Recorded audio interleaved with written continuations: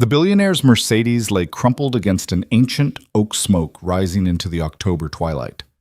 Victoria Langford, whose signature could move markets, sat in designer heels worth more than most cars sobbing in the dirt. When Daniel Cooper found her, he saw something the world never would not. The CEO who'd built an empire but a mother who'd lost everything that mattered. "My son won't even answer my calls," she whispered. His response would change both their lives forever. Stay with me to discover how a widowed father's simple words transformed a billionaire's world. Comment your city below. I'd love to know how far this story travels. The forest held its breath in the fading light of an October afternoon. Daniel Cooper adjusted the straps of his worn backpack, his boots crunching through layers of fallen leaves that carpeted the trail he'd walked 100 times before. This was his sanctuary, the place where grief couldn't quite reach him, where the weight of being a 35-year-old widower raising a daughter alone seemed to lift, if only for a few precious hours. He'd left Lily with Mrs. Henderson again. The elderly neighbor never asked for payment, just waved him off with that knowing smile that said she understood a man sometimes needed to walk alone with his ghosts.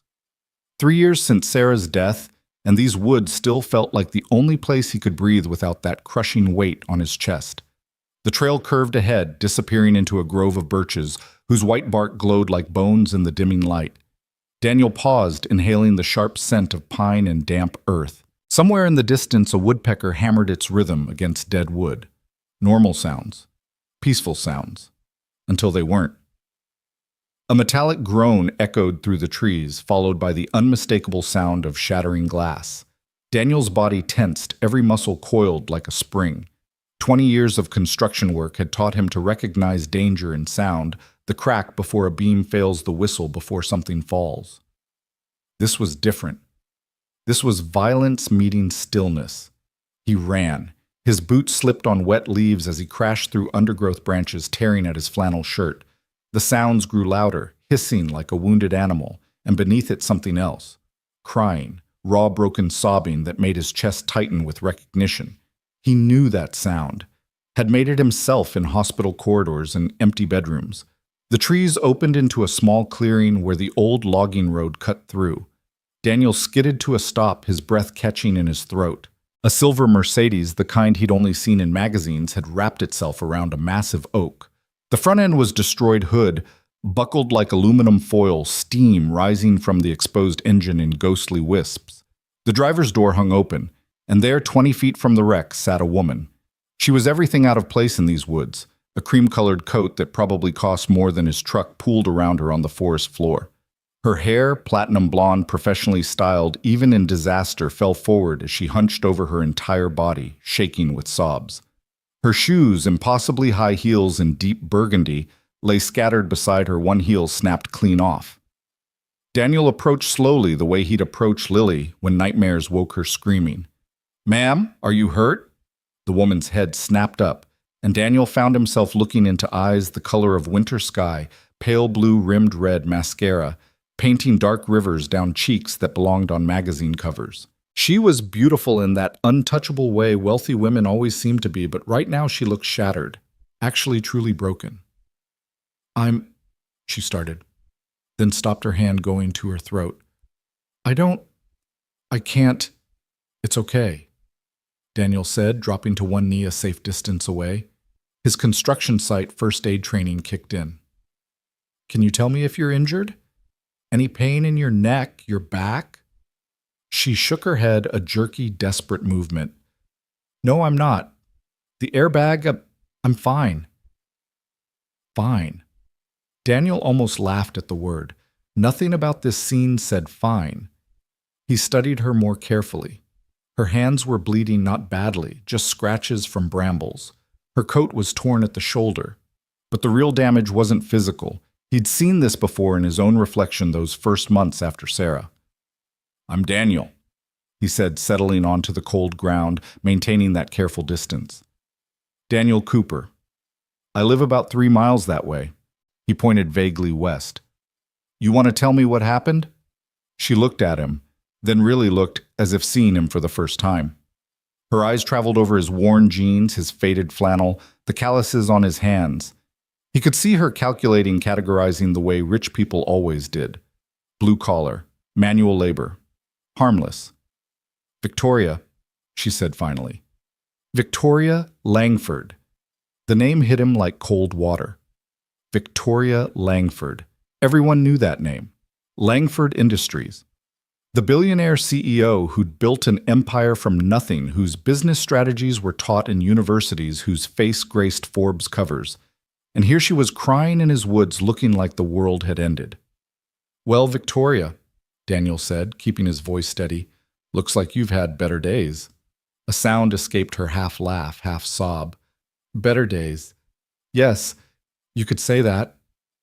Your phone working. Need me to call someone? Tow truck's gonna take a while to get out here, but no.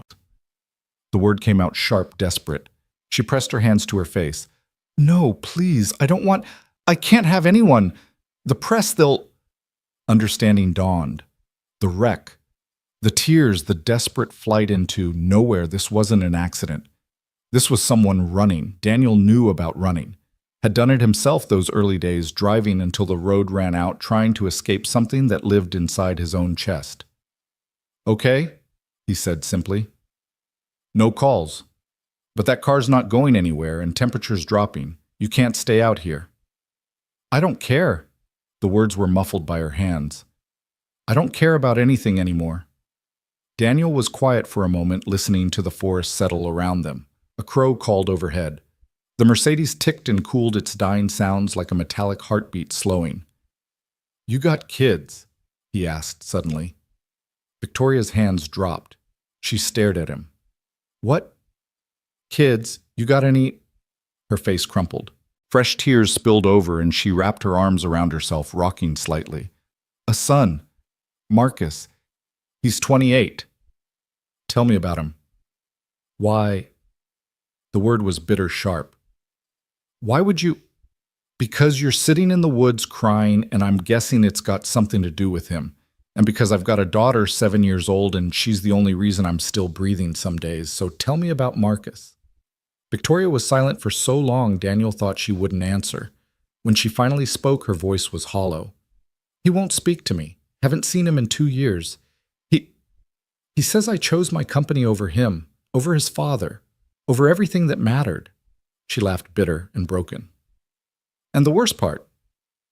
He's right. I did. I chose board meetings over birthday parties. I chose mergers over Little League games. I chose... She gestured at her destroyed car, her expensive coat, all of this over my own son. Daniel let the confession hang in the air between them. He understood the weight of regret, how it could crush you, make you do desperate things, like drive too fast on winding roads, like wrap your car around a tree because stopping felt impossible when everything inside you was screaming. My wife died 3 years ago, he said quietly. Cancer. 8 months from diagnosis to funeral. You know what she said to me near the end? She said, don't let Lily forget how to laugh. Not, I love you. Not, take care of yourself. Just, don't let our daughter forget joy exists. Victoria looked at him, really seeing him now. This stranger in work boots who'd stumbled into her catastrophe. Did she, Victoria asked, forget I mean every damn day for 6 months? Then one day she laughed at something stupid. Our neighbor's cat fell off a fence chasing a bird. Just giggled like the world wasn't ending. And I realized kids don't forget joy. They just need someone to show them it's okay to feel it again. Marcus isn't 7, Victoria said. He's a grown man who's made his choice. He's made it very clear he doesn't need me, doesn't want me. Maybe, Daniel said. Or maybe he's waiting for you to prove he's wrong. Victoria's laugh was hollow. With what more money? Another trust fund, I tried that. He sent the check back torn into pieces. So, don't send money. Then what? What could I possibly? Show up, Daniel said simply. Just show up. The words hung between them like a challenge. Victoria stared at him, this stranger with dirt under his fingernails and wisdom in his eyes that had nothing to do with stock portfolios or market strategies. He lives in Boston, she said, has a little coffee shop in the North End. Marcus's grind terrible name, but he loves it. I drove by once, saw him through the window laughing with customers, and I couldn't go in. He looked so happy. Happy without me. You drove 3 hours just to look through a window. 4 hours. Traffic was terrible. She wiped at her face, smearing mascara worse. I sat in my car for 3 hours trying to work up the courage. My own son and I couldn't walk through a door. Daniel shifted his knees, protesting against the cold ground. You know what the hardest part of being a single parent is? Victoria shook her head. Showing up when you've got nothing left. When you're so tired you can't see straight, when grief's eating you alive, when you'd rather crawl into bed and never come out. But you show up anyway. Make the lunch. Read the story. Pretend the world's not ending, because that's what love does. I don't know how to do that, Victoria whispered. I know how to run companies. I know how to read markets, predict trends, maximize profits. But I don't know how to just show up, not without an agenda, not without a plan. Then learn, Daniel said. Same way you learned all that other stuff. It's not that simple. Never said it was simple, said it was necessary. Victoria looked at her hands, the perfect manicure now chipped and dirty. What if he rejects me? What if I try and he just doesn't want me? Daniel thought of Sarah in her hospital bed, fighting for each breath, still trying to make him promise to live, really. Live, not just exist. Then at least you'll know you tried. That's more than most people get. A wind picked up, sending leaves swirling around them like confetti at the world's saddest party. Victoria shivered, pulling her ruined coat tighter. Come on, Daniel said, standing and extending his hand. Let's get you somewhere warm. We can deal with the car later. She looked at his hand, rough, calloused, steady for a long moment. I don't even know you. No, Daniel agreed. But you're sitting in the woods crying about your son, and I'm a dad who knows what it's like to feel lost. Sometimes that's enough. Victoria took his hand. Her grip was surprisingly strong for someone who looked so broken. Daniel helped her to her feet, noticing how she favored her left ankle. You sure you're not hurt? Just twisted. These shoes... She looked at the broken heel with disgust. $800 for shoes you can't even walk in. What was I thinking? That they looked good, Daniel said, picking up both shoes and handing them to her. Nothing wrong with wanting to look good. She almost smiled. Almost. You always this nice to crazy women who crash cars in your woods. These aren't my woods, and you're not crazy. You're hurt. There's a difference. They started walking, Victoria limping slightly, holding onto Daniel's arm for support. The path was rough roots and rocks hidden under the carpet of leaves, and she struggled even in bare feet. Here, Daniel said, stopping. Without ceremony, he scooped her up, one arm under her knees, the other around her shoulders. What do you put me down? I'm fine. You're barefoot with a twisted ankle, and it's a mile to where I parked my truck. Just let someone help you. When's the last time you did that? Victoria went still in his arms. She was lighter than he expected, all sharp angles and designer fabric. I don't remember, she admitted quietly. They walked in silence for a while, Daniel's breathing steady despite the burden, Victoria rigid as a board in his arms, clearly uncomfortable with the vulnerability of being carried. Your daughter, she said suddenly. Lily. Tell me about her. Daniel's face softened. She's 7, going on 30. Loves dinosaurs, hates vegetables, thinks she can talk to animals. Has her mom's eyes green like spring grass and my stubbornness. She's everything. Does she know about her mom? Yeah, we talk about Sarah all the time. Keep her pictures everywhere. Lily knows she was loved by someone amazing who had to leave too soon. How do you do it? The single parent thing? Daniel adjusted his grip slightly as they navigated around a fallen log. Badly most days. Burned dinner last night. Forgot about picture day at school last week. She went in a dinosaur t-shirt with a grape juice stain, but she laughed about it, said she looked authentic. 7 years old and using authentic. Reads everything she can get her hands on, including my construction manuals, which leads to interesting dinner conversations about load-bearing walls. Despite everything, Victoria found herself almost smiling. Marcus was like that, obsessed with how things worked, took apart every electronic in the house. I was so angry when he dismantled my laptop. I was supposed to present to the board the next day, and my 12-year-old had turned it into spare parts. What did you do? Her face fell. Had my assistant get me a new one. Grounded him for a month. Missed his science fair because of that board meeting. She was quiet for a moment. He'd built a robot.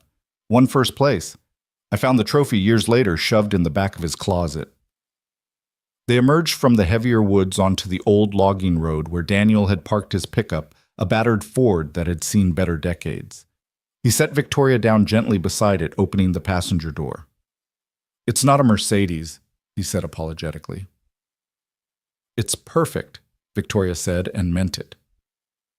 The bench seat was worn soft patches of duct tape holding tears closed. It smelled like coffee and sawdust and something indefinably safe. Daniel started the engine, cranking the heat. There's a blanket behind the seat if you're cold. Victoria reached back, pulling out a fleece blanket covered in cartoon princesses.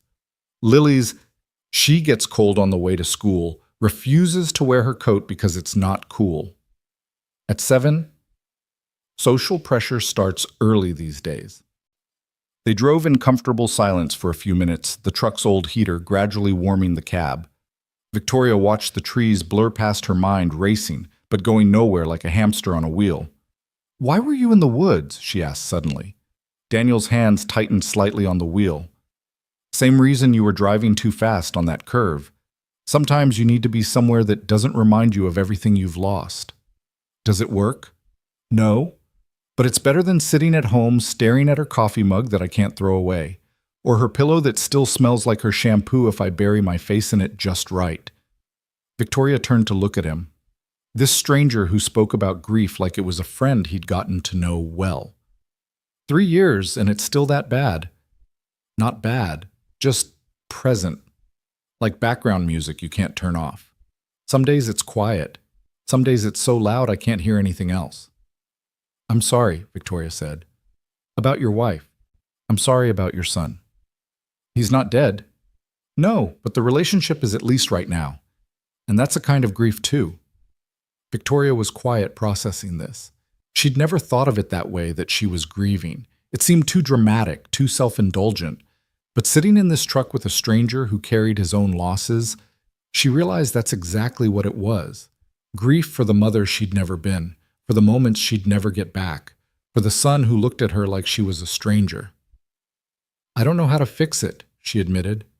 Maybe you don't, Daniel said, turning onto a paved road. Maybe you just start fresh, not fixing building. Building what? Whatever he'll let you, even if it's just standing in his coffee shop line once a week ordering a latte you don't want, even if he ignores you every time. You show up anyway.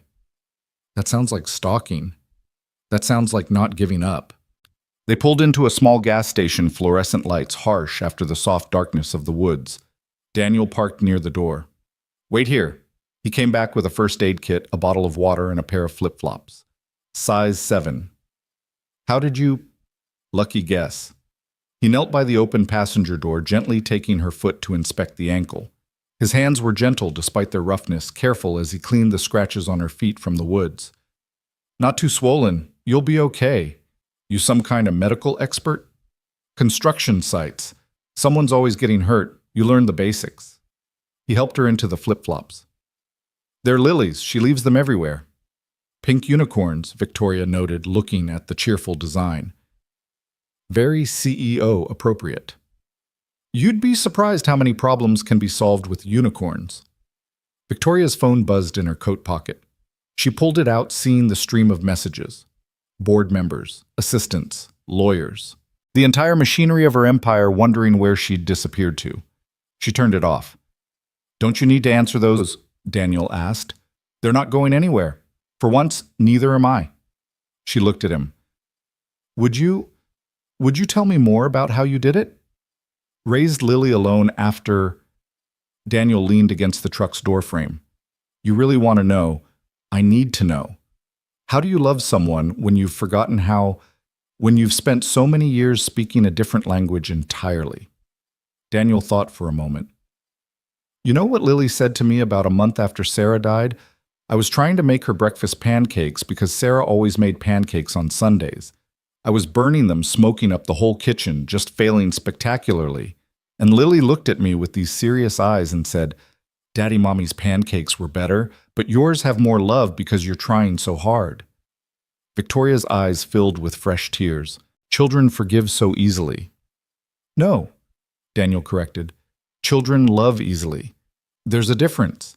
Forgiveness takes understanding what was lost. Love just takes showing up.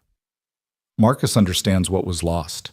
Every birthday, every baseball game, every night I worked late instead of reading him stories. Then maybe what he needs isn't forgiveness. Maybe he just needs to see you try to make bad pancakes. Victoria laughed, surprising herself. I don't even know how to make pancakes. YouTube, Daniel said seriously. Lily and I learned everything from YouTube. Braiding hair, sewing buttons, having conversations about where babies come from. How'd that last one go? Terribly. She now thinks babies are delivered by Amazon Prime. Victoria laughed again, and this time it felt real, bubbling up from somewhere deep that hadn't been touched in years. She sounds wonderful. She is, and exhausting, and infuriating, and the best thing that ever happened to me. He paused. That's the thing about kids. They're never just one thing. Marcus isn't just angry. He's not just hurt. He's also the kid who took apart your laptop, who won the science fair, who makes coffee in the North End. He's all of it. But he won't let me see any of it anymore. Today, no. Tomorrow, maybe no.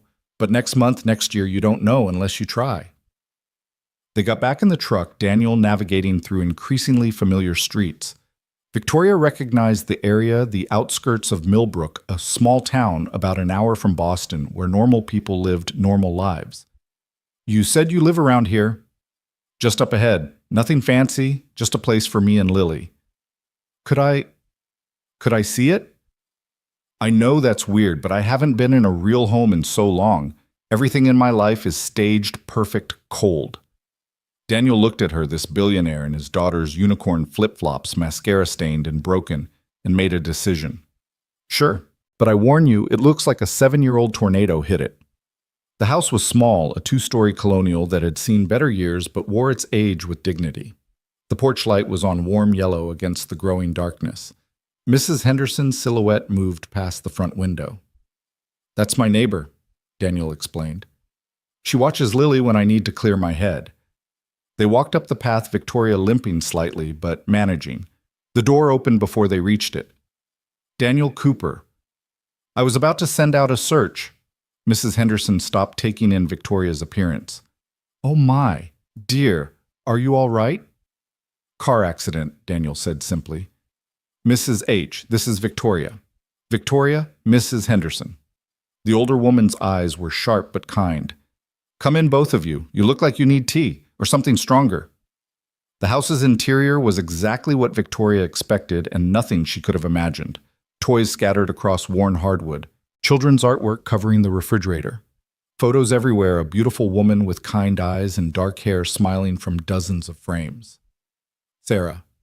This was Sarah's house, still just with her physical presence removed. Daddy? A small missile in dinosaur pajamas launched itself at Daniel's legs. You were gone forever. 2 hours a monster, that's not forever. Lily peered around her father at Victoria, curious but unafraid. Why is that lady wearing my flip-flops? Her shoes broke, Daniel said simply. So I lent her yours. Oh, okay. Did you cry? This last was directed at Victoria. Your face looks like you cried. I have tissues in my room if you need some. They have puppies on them. Victoria found herself kneeling despite her ankle meeting this child at eye level. Thank you. That's very kind. Lily studied her with that unnerving intensity children possess. You're pretty, like a magazine lady, but sad. Daddy's sad too, but he pretends he's not. Lily, Daniel started. What? It's true. You cry in the shower. I can hear you sometimes. Mrs. Henderson rescued them all. Lily, why don't you show our guest your dinosaur collection while your dad and I make tea? Lily grabbed Victoria's hand without hesitation. Come on, I have 73 dinosaurs, but T-Rex is the best because he has tiny arms like when I try to make my bed. Victoria found herself being pulled into a small bedroom that was an explosion of color and chaos. Dinosaurs everywhere, toys, posters, bedding, books stacked in precarious towers. A goldfish swimming lazy circles in a bowl labeled Mr. Bubbles III. "What happened to the first two Mr. Bubbles?" Victoria asked. "They went to live in the big ocean in the sky," Lily said matter-of-factly. "Daddy says everything dies, but that's okay because it makes room for new things. Like how Mommy died, but then I got to learn how to make Daddy laugh again." Victoria felt her heart crack. This child, this 7-year-old philosopher in dinosaur pajamas, understood something she'd spent 60 years missing. "Do you miss her?" "Your mom." Lily considered this, organizing her dinosaurs in a careful line. "I don't remember her much, just pieces. Like how she smelled like flowers and how she hummed when she cooked. But Daddy tells me stories, so it's like I know her anyway." "Do you have kids?" "A son, Marcus." "Is he nice?" "Very nice. He makes coffee for people." "That's good. Coffee makes Daddy happy in the morning. Well, less grumpy anyway." She handed Victoria a plastic stegosaurus. "This is Stanley. He's nervous around new people, but he likes you." Victoria held the toy carefully as if it were precious crystal. "How can you tell?" "He's not hiding. Nervous dinosaurs hide under the bed. Brave ones stay out even when they're scared." Daniel appeared in the doorway with 2 mugs of tea. "Lily, time to brush teeth." "But Daddy, I'm showing Victoria my collection. And you can show her more another time if she wants to visit again. Teeth. Now." Lily sighed dramatically but obeyed, pausing to hug Victoria's legs on her way out. "You can keep Stanley for tonight. He'll help with the sad." Then she was gone, leaving Victoria holding a plastic dinosaur and trying not to sob. "She's extraordinary," Victoria managed.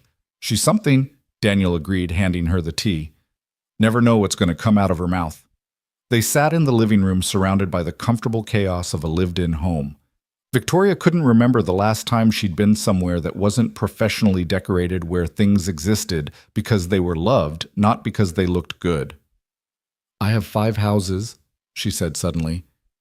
5 houses, and none of them feel like this." "Like what?" "Alive, warm, like people actually live there instead of just existing."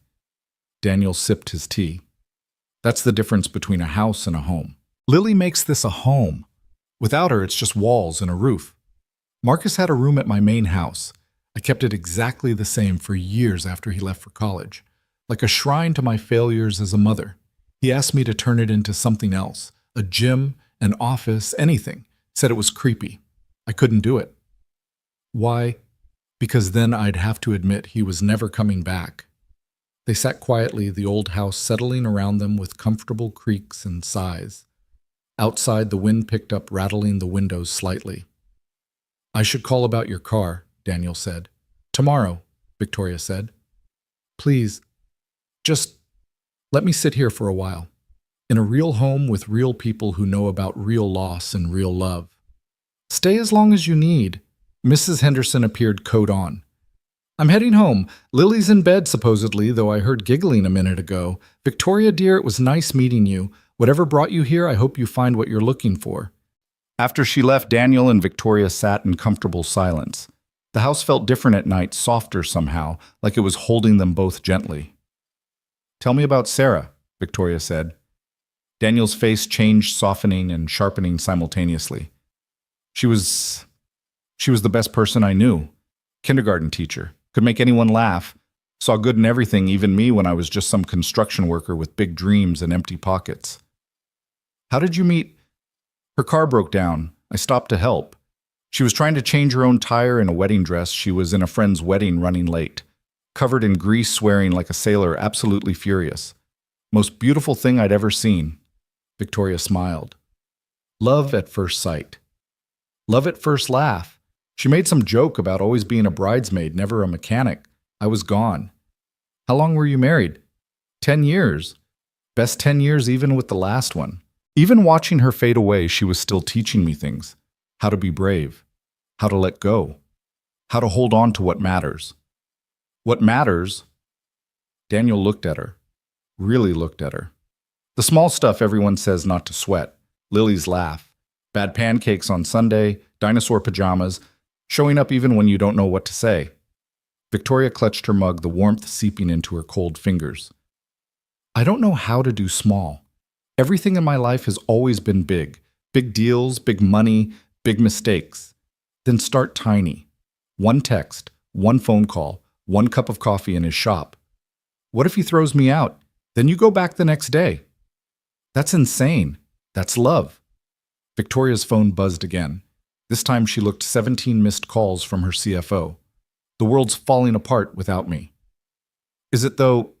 She considered this. No, they're all perfectly capable.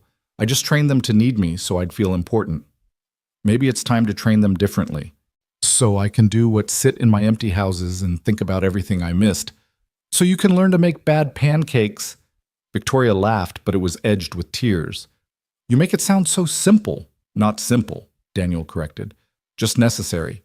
You asked how I do it, raise Lily alone. The answer is badly with help and one day at a time. That's all any of us can do. A small voice from the hallway interrupted them. Daddy, I can't sleep. Lily padded out in her dinosaur pajamas, trailing a stuffed triceratops. Without hesitation, she climbed into Daniel's lap, then reached out to hold Victoria's hand. Bad dreams? Daniel asked. No, sad dreams. About the magazine lady. Victoria's breath caught. About me. You were all alone in a big castle with no one to read you stories. Lily's eyes were serious, old beyond her years. That's the saddest thing I could think of.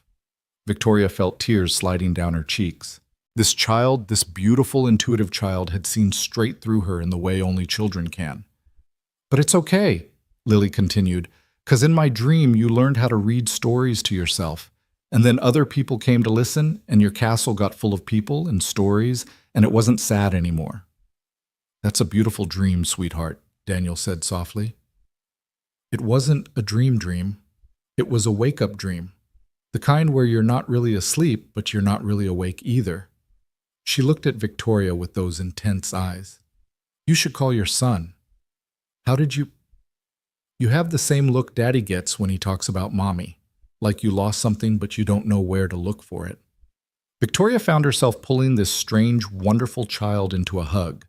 Lily went willingly wrapping her small arms around Victoria's neck. He makes coffee, Lily said into Victoria's shoulder. That's good. Coffee makes people happy. Maybe he could teach you to make coffee and you could teach him something. What could I possibly teach him? Lily pulled back, considering.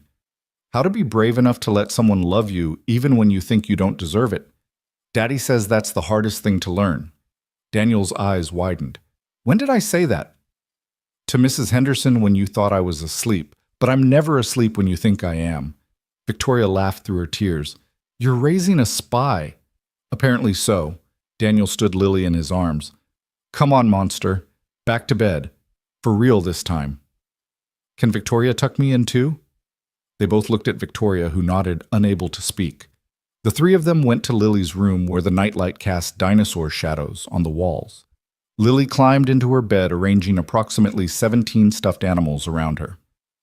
Tell me a story, she demanded. Victoria, you tell it. Victoria sat on the edge of the bed, searching her memory. When had she last told Marcus a bedtime story? Had she ever, once upon a time, she began, there was a queen who lived in a tall glass tower. The story that emerged surprised her, a queen who forgot how to speak any language but the language of coins and kingdoms until a small bird taught her to sing again. By the end, Lily was asleep, breathing softly, one hand still holding Victoria's. Daniel motioned for her to follow him out. They stood in the hallway and Victoria realized she was crying again. I never did that for Marcus, not once. I had nannies for bedtime. You did it for Lily. That counts.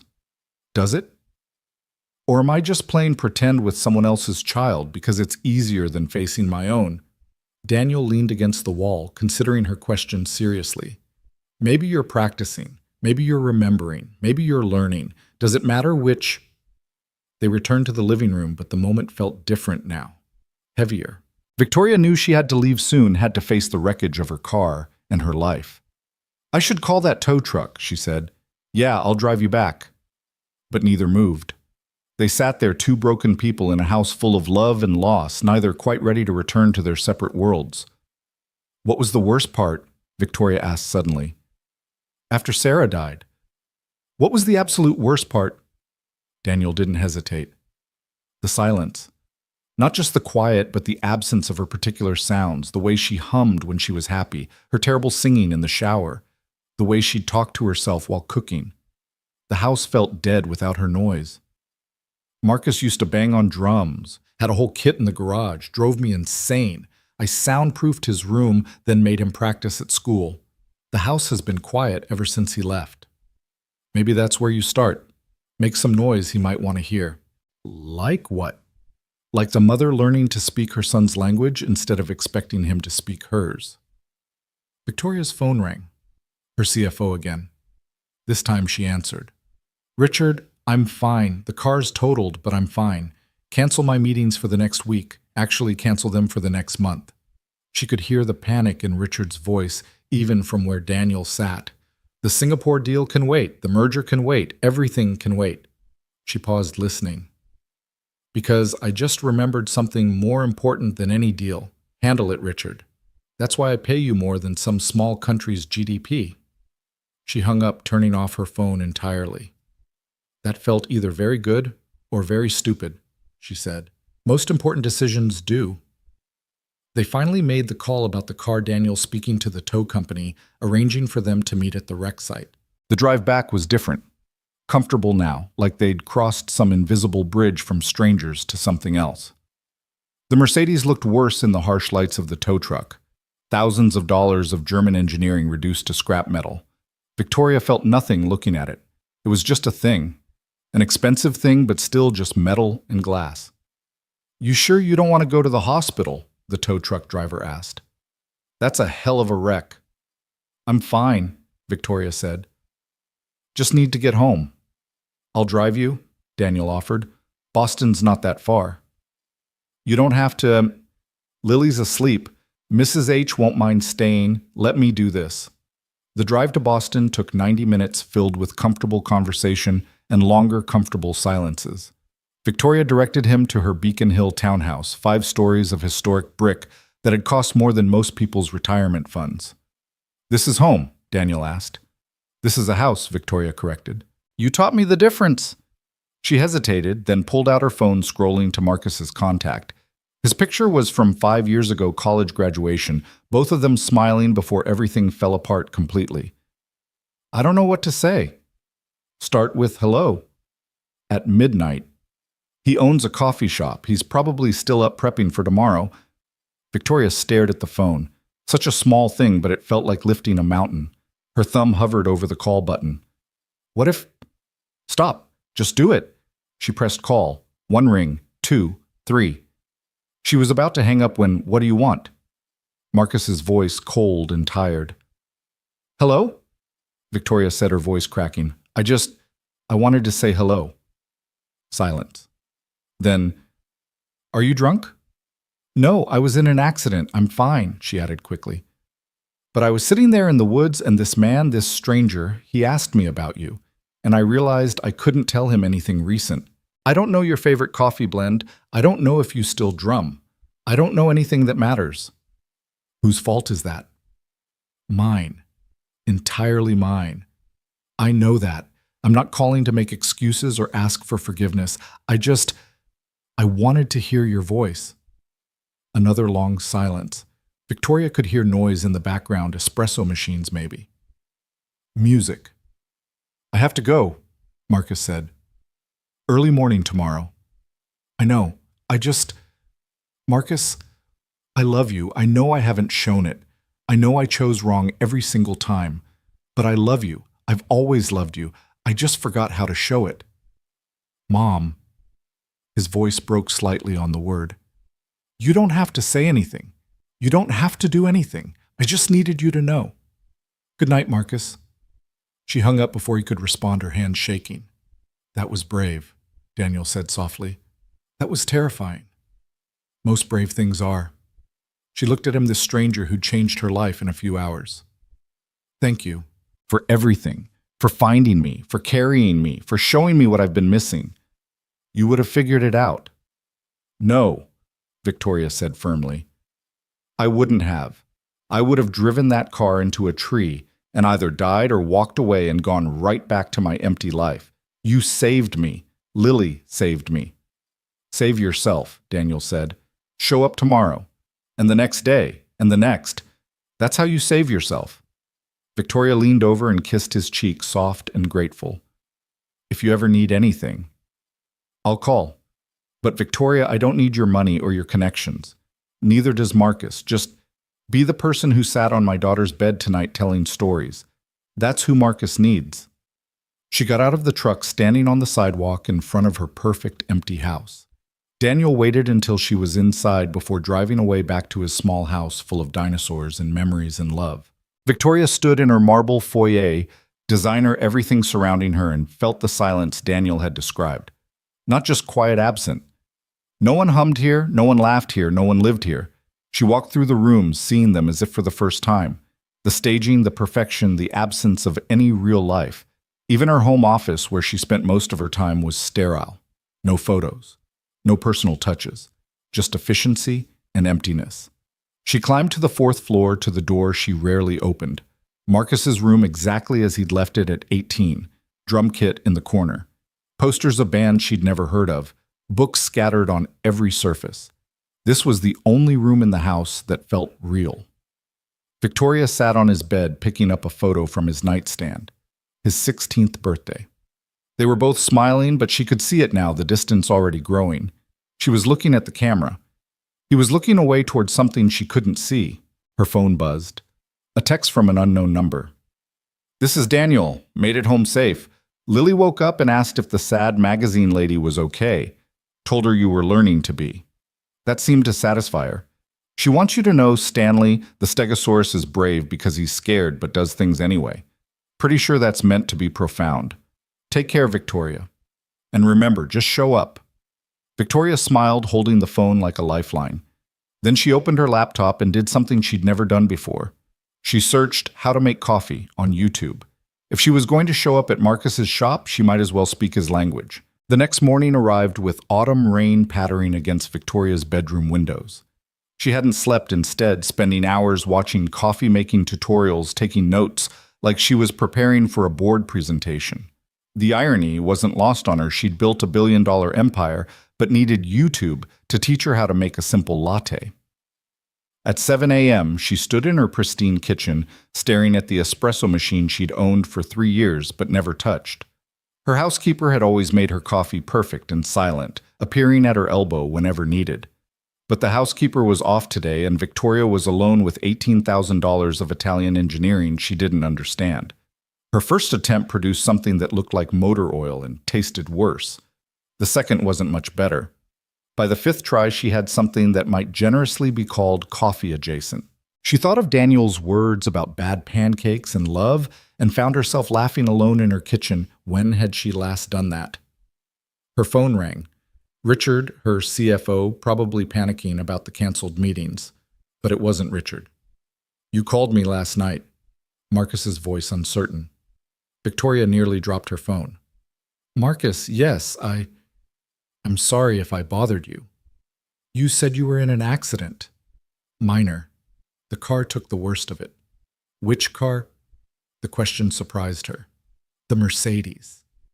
The S-Class, you loved that car. It was just a car. She paused, then added, I'm learning that about a lot of things. They're just things. Silence stretched between them, but it felt different from their usual silences. Less hostile. More waiting. Why did you really call? Marcus asked. Victoria looked at her terrible coffee thought of Lily's dinosaurs, of Daniel's steady hands. Because a 7-year-old girl told me I was sad, and she was right. Because her father asked me about you, and I realized I couldn't answer any question that mattered. Because I've spent 20 years speaking a language you never wanted to learn instead of learning yours. What language is that? Coffee, apparently. I've been trying to make espresso all morning. It's horrible. She heard something that might have been a laugh. You're trying to make coffee, I'm terrible at it, but I thought maybe if I learned we could talk about something, not stocks or mergers or trust funds. Just coffee. Mom. He stopped, and she could hear him breathing. I can't do this. I can't just pretend everything's fine because you suddenly want to learn about coffee. I'm not asking you to pretend anything. I'm trying to show up, Marcus. Even if you slam the door. Especially if you slam the door. What does that even mean? Victoria thought of Daniel carrying her through the woods, of Lily offering her dinosaur for comfort. I met someone yesterday, a single father. His wife died 3 years ago, and he's raising his daughter alone. He told me that showing up is what love does, even when you have nothing to offer, even when you're broken. You just show up. Is this some kind of therapy thing? No. This is me standing in my kitchen having made terrible coffee, telling you that I know I failed you. I know I chose wrong every time. I know I can't undo any of it. But I'm here, and I'm trying to learn. Not expecting anything from you, just learning. Marcus was quiet for so long, Victoria thought he'd hung up. Then, the key to espresso is the grind. Too fine, and it's bitter. Too coarse, and it's sour. You need to find the middle ground. How do you find it? Practice. Lots of terrible shots until you get one right. Then you remember that feeling, that exact moment when everything balances. That sounds like more than coffee. Yeah, well, coffee's like that. Teaches you things. Another pause. I have to go. Morning rush is starting. Marcus, thank you for answering, for the advice. Don't read too much into it. I just can't stand the thought of anyone drinking bad coffee, even you. He hung up, but Victoria smiled. It wasn't forgiveness. It wasn't even a beginning. But it was contact. A tiny crack in the wall between them. She looked up his coffee shop online. Marcus's Grind, North End, Boston. The photos showed a small space, warm lighting, exposed brick. The reviews were stellar, people raved about the coffee, but more about the atmosphere, the owner who remembered everyone's name, who asked about their lives. Her son had built something real, something that mattered to people. Without her. Maybe because without her. Victoria dressed carefully, not in her usual armor of designer suits, but in jeans she had to dig from the back of her closet, and a simple sweater. She looked at herself in the mirror and hardly recognized the woman staring back. She looked normal. Approachable. Human. The drive to the North End took 20 minutes. She parked 3 blocks away, needing the walk to steady her nerves. The neighborhood was alive with Saturday morning energy families heading to the park. Couples walking dogs, the smell of bread from Italian bakeries mixing with coffee from the numerous cafes. Marcus's Grind sat on a corner, its windows fogged with warmth. Victoria stood across the street watching through the glass. There he was. Her son. He moved behind the counter with practiced grace, pulling shots, steaming milk, laughing with customers. He looked happy, content, complete without her. She stood there for an hour, frozen with indecision. People flowed in and out of the shop, everyone greeted by name, everyone leaving with smiles. Marcus had created something she never could: genuine human connection. You planning to stand there all day? Victoria jumped. An elderly woman stood beside her, tiny and fierce-looking, wearing an apron from the bakery next door. You're his mother. It wasn't a question. He has your eyes. Will you going in or not? He doesn't want me there. The woman snorted. You know what he wants. He's been checking that door every 5 minutes for the past hour. Someone called him this morning, got him all stirred up. That you... Victoria nodded. Then get in there. That boy's been waiting for his mother to show up for years, just didn't know how to ask. You don't understand, I was terrible. Honey, I'm Italian. You think we don't know from terrible mothers? My mama used to hit me with a wooden spoon and call it love, but she showed up every day, even when I hated her for it. That's what mothers do. They show up. Before Victoria could respond, the woman was pushing her toward the door. Go, order something, sit down. Exist in his space, that's all. Just exist where he can see you. Victoria's legs moved without her permission. The door chimed as she entered, and the warmth hit her, not just physical, but emotional. The space felt loved, lived in, the opposite of every space she inhabited. Marcus looked up from the espresso machine. Their eyes met. His hands stilled. The shop seemed to hold its breath. Customers sensed something, conversations faltering. Victoria stood in the doorway, neither in nor out, waiting for judgment. Next in line, Marcus's voice was steady, professional. Not warm, but not cold. Victoria approached the counter on unsteady legs. Up close, she could see Sarah in him, not his actual mother, but the influence of watching Daniel's wife from afar all those years. The kindness around his eyes, the patience in his posture. He'd learned to be good from people who weren't her. "What can I get you?" he asked. "Coffee. Just coffee." "Size? Whatever you recommend." He turned to the machine, his movements sharp, efficient. She watched his hands. Her father's hands, she realized suddenly. Her father who'd died when Marcus was 3, who'd been a carpenter, who'd built things that lasted. Somehow, that skill had skipped her and landed in her son. "For here or to go?" Marcus asked. "Here, if that's okay." He nodded, pulling a ceramic mug from beneath the counter. She watched him work, noting the care he took, the precision. This wasn't just coffee to him. It was craft, art, love. He set the mug in front of her. The foam on top formed a perfect rosetta. "That'll be $3.50. She handed him a 20. "Keep the change." "We don't accept tips over 15%. He made change, pushing it across the counter. "Table by the window is free." Victoria took her dismissal and her coffee to the indicated table. She sat warming her hands on the mug, watching him return to his routine. But she caught him glancing her way, quick checks to see if she was still there. The coffee was perfect. Complex balance, nothing like her morning attempts. She thought of his words about finding the middle ground and wondered if they were both trying to find it now in this careful dance of presence without pressure. An hour passed. She nursed her coffee, watched the rhythm of the shop. Marcus knew everyone. The construction worker got his usual with an extra shot. The young mother got her decaf with real sympathy for her exhaustion. The elderly man got his coffee and a chess partner for 20 minutes when the rush died. This was what she'd missed. Not just Marcus's childhood, but his evolution into this person who created community wherever he went. She'd been so focused on teaching him to conquer, she'd missed him learning to connect. Her phone buzzed. "Daniel. How's the coffee?" She smiled, typing back, "Perfect. Sitting in his shop. He hasn't thrown me out yet." "That's a win. Lily wants to know if you still have Stanley." Victoria reached into her purse, touching the plastic dinosaur she'd impulsively brought. "Tell her Stanley is being very brave." "She says that's good. Brave is just scared with its walking shoes on." Victoria laughed softly, earning another glance from Marcus. Their eyes met across the shop, and something in his face softened slightly. A younger woman emerged from the back room tying an apron, pretty with wild curly hair and paint under her fingernails. She kissed Marcus's cheek casually, intimately, and Victoria realized this must be Emma, the girlfriend she'd heard about, but never met. Emma noticed her staring, said something to Marcus. His response made her look over with curiosity. She walked to Victoria's table without hesitation. "You're his mom." Again, not a question. "Yes." Emma sat without invitation. "He's been a mess all morning. Good mess or bad mess, I can't tell. You being here, is this a good thing?" "I don't know," Victoria admitted. "I'm trying to learn." "Learn what?" "How to be a mother instead of a CEO." Emma studied her with artist's eyes, seeing everything.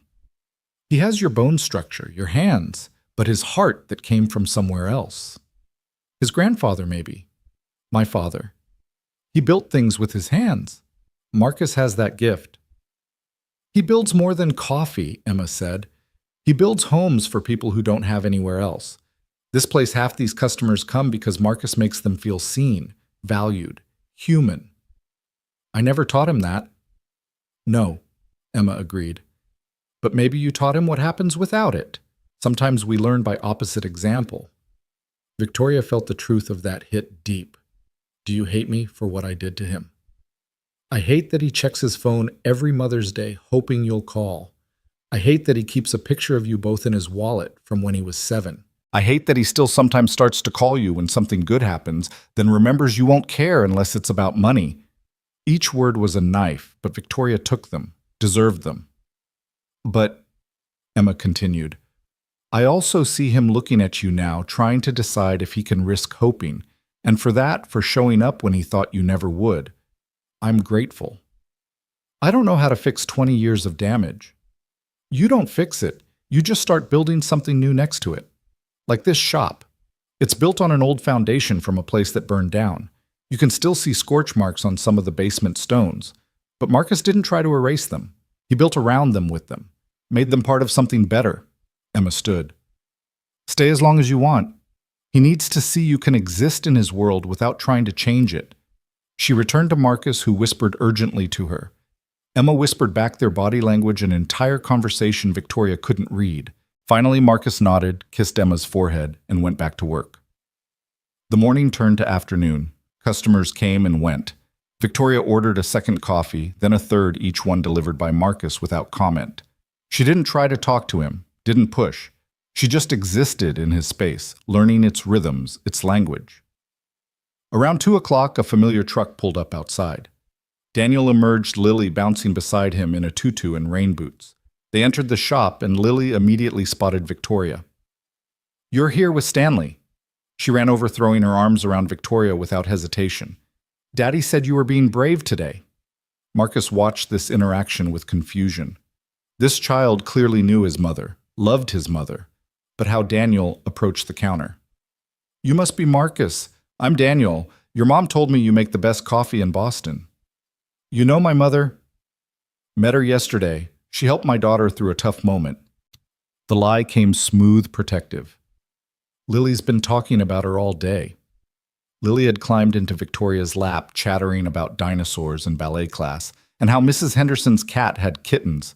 Victoria held her carefully like precious glass, aware of Marcus watching. Are you the coffee prince? Lily asked Marcus directly. Your mom said you make magic coffee. She said that, she said you make coffee for people, but all coffee is magic because it makes grown-ups less grumpy. So you must be a coffee prince. Do you have a crown? Despite himself, Marcus smiled. No crown, but I have chocolate chip cookies. Want one? Yes, please, Daddy, can I? Daniel nodded, and Marcus brought over a cookie the size of Lily's head. She bit into it with enthusiasm, getting chocolate everywhere. This, she announced, is the best cookie in the whole world. Victoria, you should learn to make these too. I think I'll master coffee first, Victoria said softly. Marcus returned to the counter, but his posture had changed. Seeing his mother with this child, seeing her gentle and present and trying it was shifting something. Daniel ordered coffee, sitting at an adjacent table to give Victoria and Lily space, but staying close enough to be part of whatever this was becoming. Why are you really here? Marcus asked, suddenly approaching their table. With them. In my shop. Why now? Victoria looked up at her son, this man she'd created but not raised. Because yesterday I crashed my car into a tree, and this man pulled me out of the wreckage. Not just the car, all of it. And his daughter told me I was sad because I lived in a castle alone with no one to read me stories. That's the saddest thing, Lily confirmed solemnly. And I realized she was right. I've been alone in my castle for 20 years, Marcus. Even when you were there, I was alone because I forgot how to speak any language but money and power. So I'm trying to learn new languages, coffee, cookies, whatever you'll teach me. Marcus looked at Daniel. You pulled her from a wreck. She pulled herself out. I just offered a hand.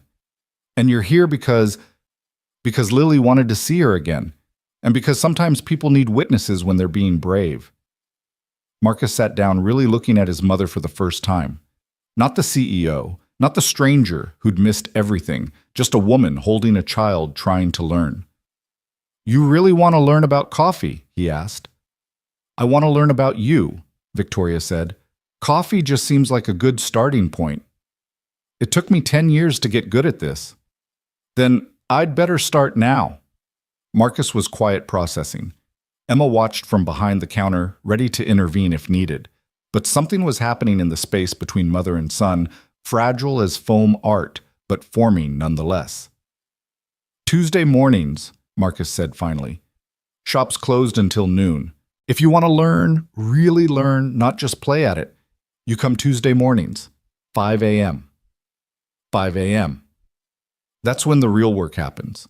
Cleaning machines, checking inventory, tasting new blends, the stuff that makes the rest possible. You want to learn coffee, you learn all of it. Okay, 5 a.m. Tuesday. Every Tuesday. Not just when you feel like it. Not just until you get bored. Every Tuesday until I say, you're done. Every Tuesday, Victoria agreed. Marcus stood to return to work, then paused. That crash. Were you trying to... No, Victoria said quickly. No, I was just driving too fast, not paying attention. I was upset about us, about everything I'd broken. But no Marcus. I wouldn't do that to you. He nodded, relief visible in his shoulders. Good. Because despite everything that would break me completely. He went back behind the counter, and Victoria felt something crack open in her chest. He still cared. Despite everything, he still cared enough to be broken by her loss. He's nice, Lily announced. Sad like you and Daddy, but nice. Are you going to be friends now? I hope so, Victoria said. It might take time. That's okay. The best things take time, like growing sunflowers, or learning to read, or making Daddy smile again after Mommy went to heaven. Daniel reached over, squeezing Lily's hand. What did we say about talking about heavy stuff with new friends? But Victoria's not new. She's Stanley's friend, and Stanley's been with us forever. The logic of children. Victoria found herself laughing, real and surprised, and caught Marcus smiling slightly as he steamed milk. They stayed another hour. Lily colored with crayons Emma produced, creating elaborate dinosaur coffee shops. Daniel and Victoria talked quietly about nothing important: construction projects, Lily's school, the weather. Normal conversation between normal people, except one of them was worth billions, and the other had saved her from herself. When they finally left, Marcus walked them to the door. Tuesday, he said to Victoria. 5 a.m. Don't be late. I won't be. He looked at Daniel, extended his hand. Thank you. For whatever you did yesterday. For bringing her back. Daniel shook his hand. She brought herself back. Sometimes we just need someone to remind us which direction to walk. Outside, Lily danced ahead to the truck, splashing in puddles. Victoria stood on the sidewalk, looking back at the shop where Marcus stood in the window, watching. Progress, Daniel said. Baby steps. Victoria agreed. But steps nonetheless. Want to follow us back? Lily's demanding I make my famous terrible spaghetti, and apparently you need to be there to witness it. Victoria looked at this man who'd appeared in her life less than 24 hours ago and changed everything. Why are you doing this, really? Daniel considered the question. Because I know what it's like to lose everything that matters. And I know what it's like to rebuild from scorched earth. And because Lily's right, the sad stuff is less sad when you share it with people who understand. Is that what we are, people who understand? I think maybe we could be, if you want. Victoria thought of her empty houses, her perfect loneliness, the silence that had driven her into the woods. Then she looked at Lily, spinning in circles, arms spread wide to catch rain that had started to fall. I'd like that, she said. I'd like that very much. The drive to Millbrook felt different this time. Following Daniel's truck, watching Lily's hands make shapes against the back window, Victoria felt something she hadn't experienced in decades. Belonging.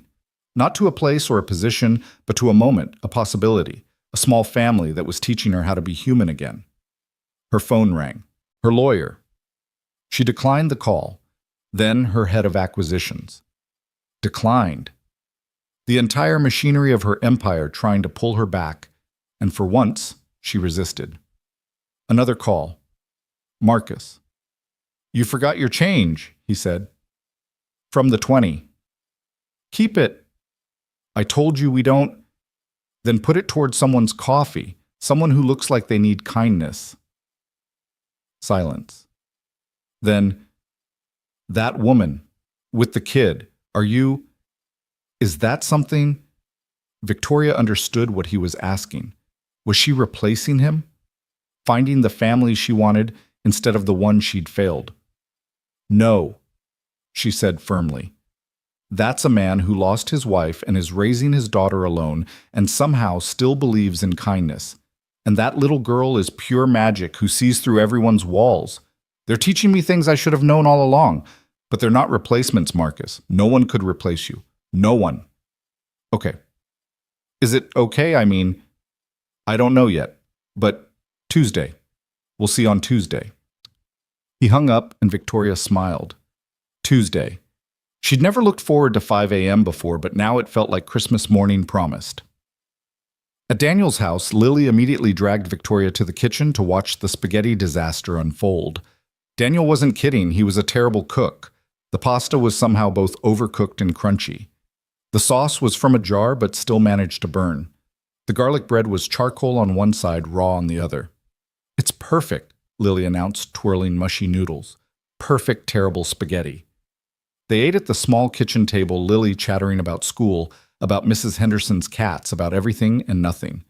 Victoria found herself really listening, not the half attention she'd given Marcus's childhood stories, but real presence. She heard about the mean girl at school who said Lily's dinosaur obsession was weird, about the teacher who let her read advanced books, about the dream where Mommy came back, but only Lily could see her.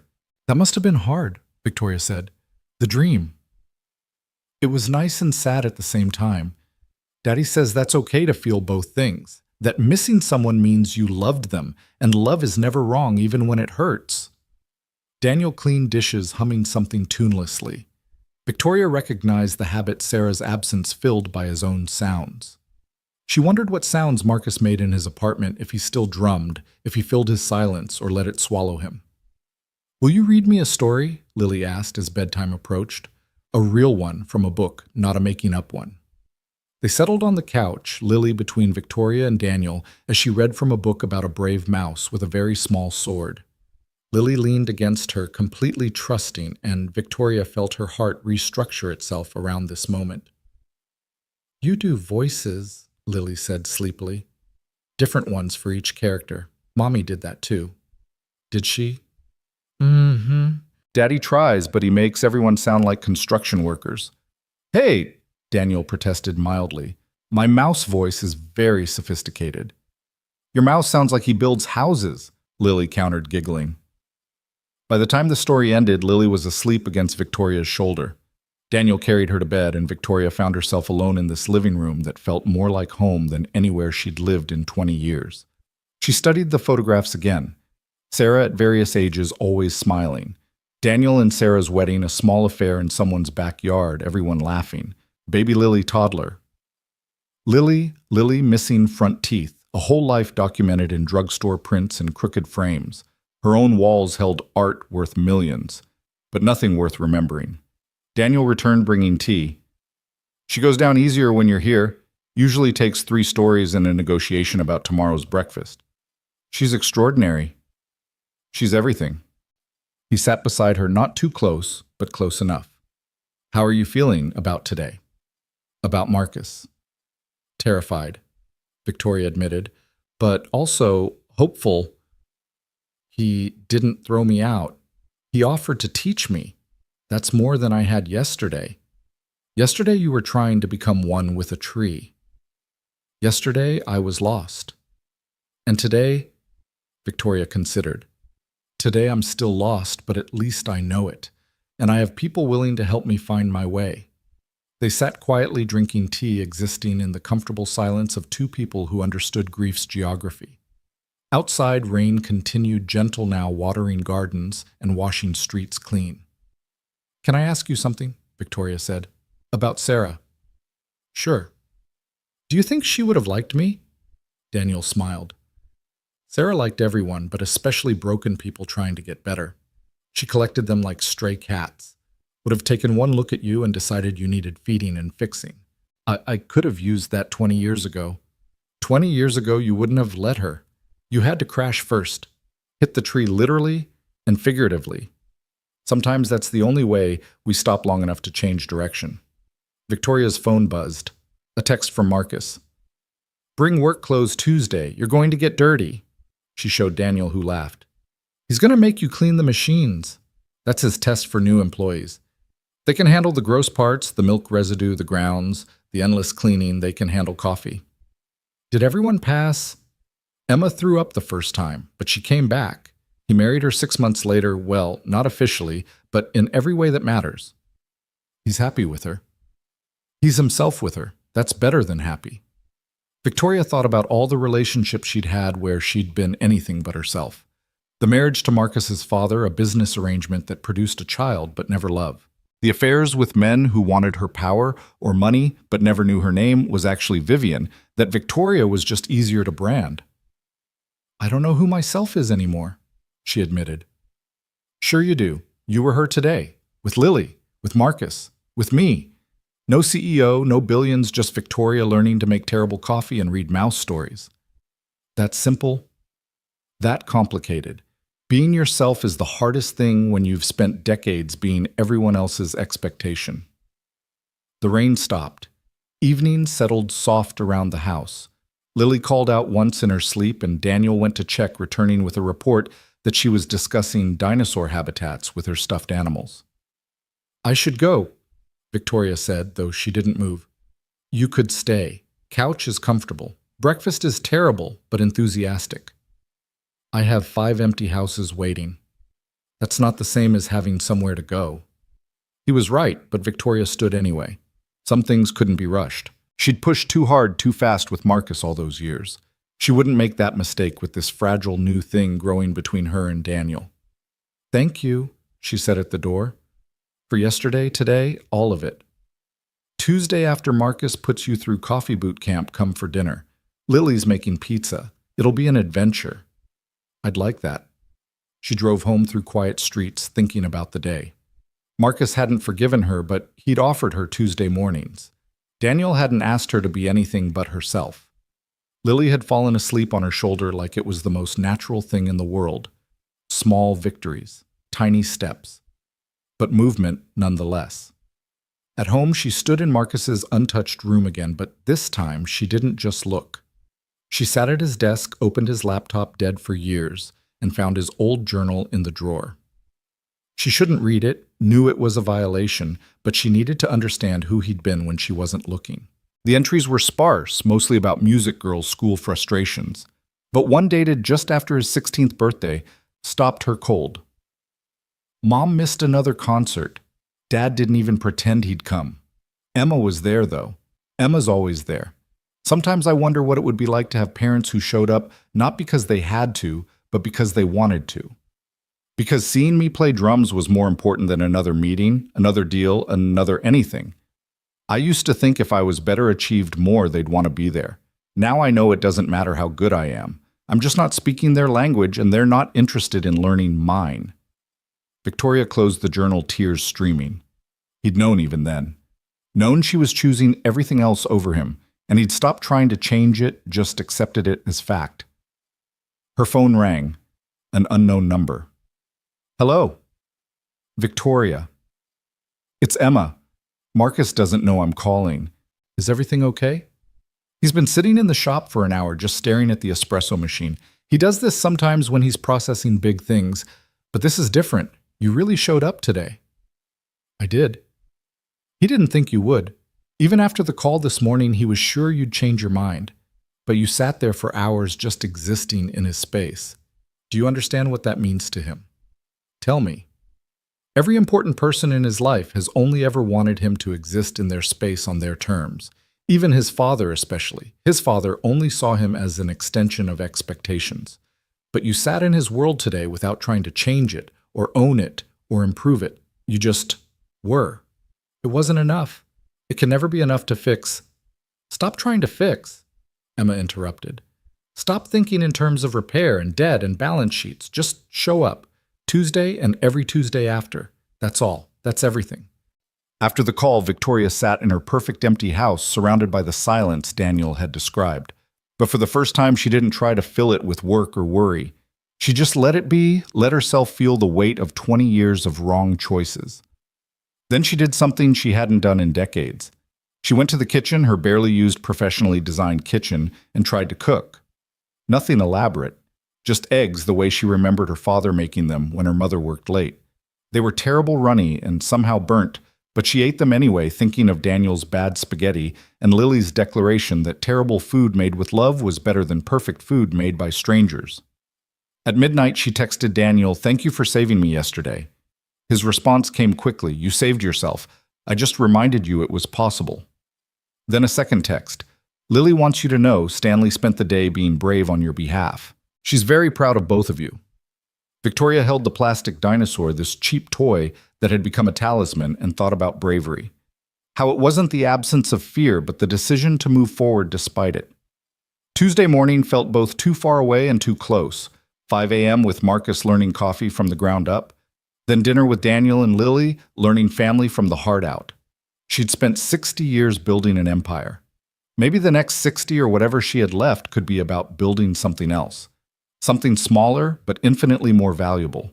Connection, presence, love that showed up even when it didn't know what to say. The rain started again, gentle against the windows. Victoria listened to it, finding rhythm in the sound, music, and what she'd always dismissed as weather. Everything was teaching her something now, rain about patience, silence about space, a plastic dinosaur about courage. Tuesday would come. And Tuesday after that, and however many Tuesdays it took for Marcus to believe she was really there, really trying, really learning to speak his language instead of demanding he speak hers. It would have to be enough. Because as Daniel had taught her, sometimes enough was everything. Tuesday arrived in darkness, the kind that made Victoria question every decision that had brought her to this moment. 4:30 a.m., and she was already dressed in the work clothes she'd had to buy, jeans that actually fit a t-shirt that wouldn't matter if it got stained sneakers instead of heels. She looked at herself in the mirror and saw someone she didn't recognize, someone who might have existed if different choices had been made 20 years ago.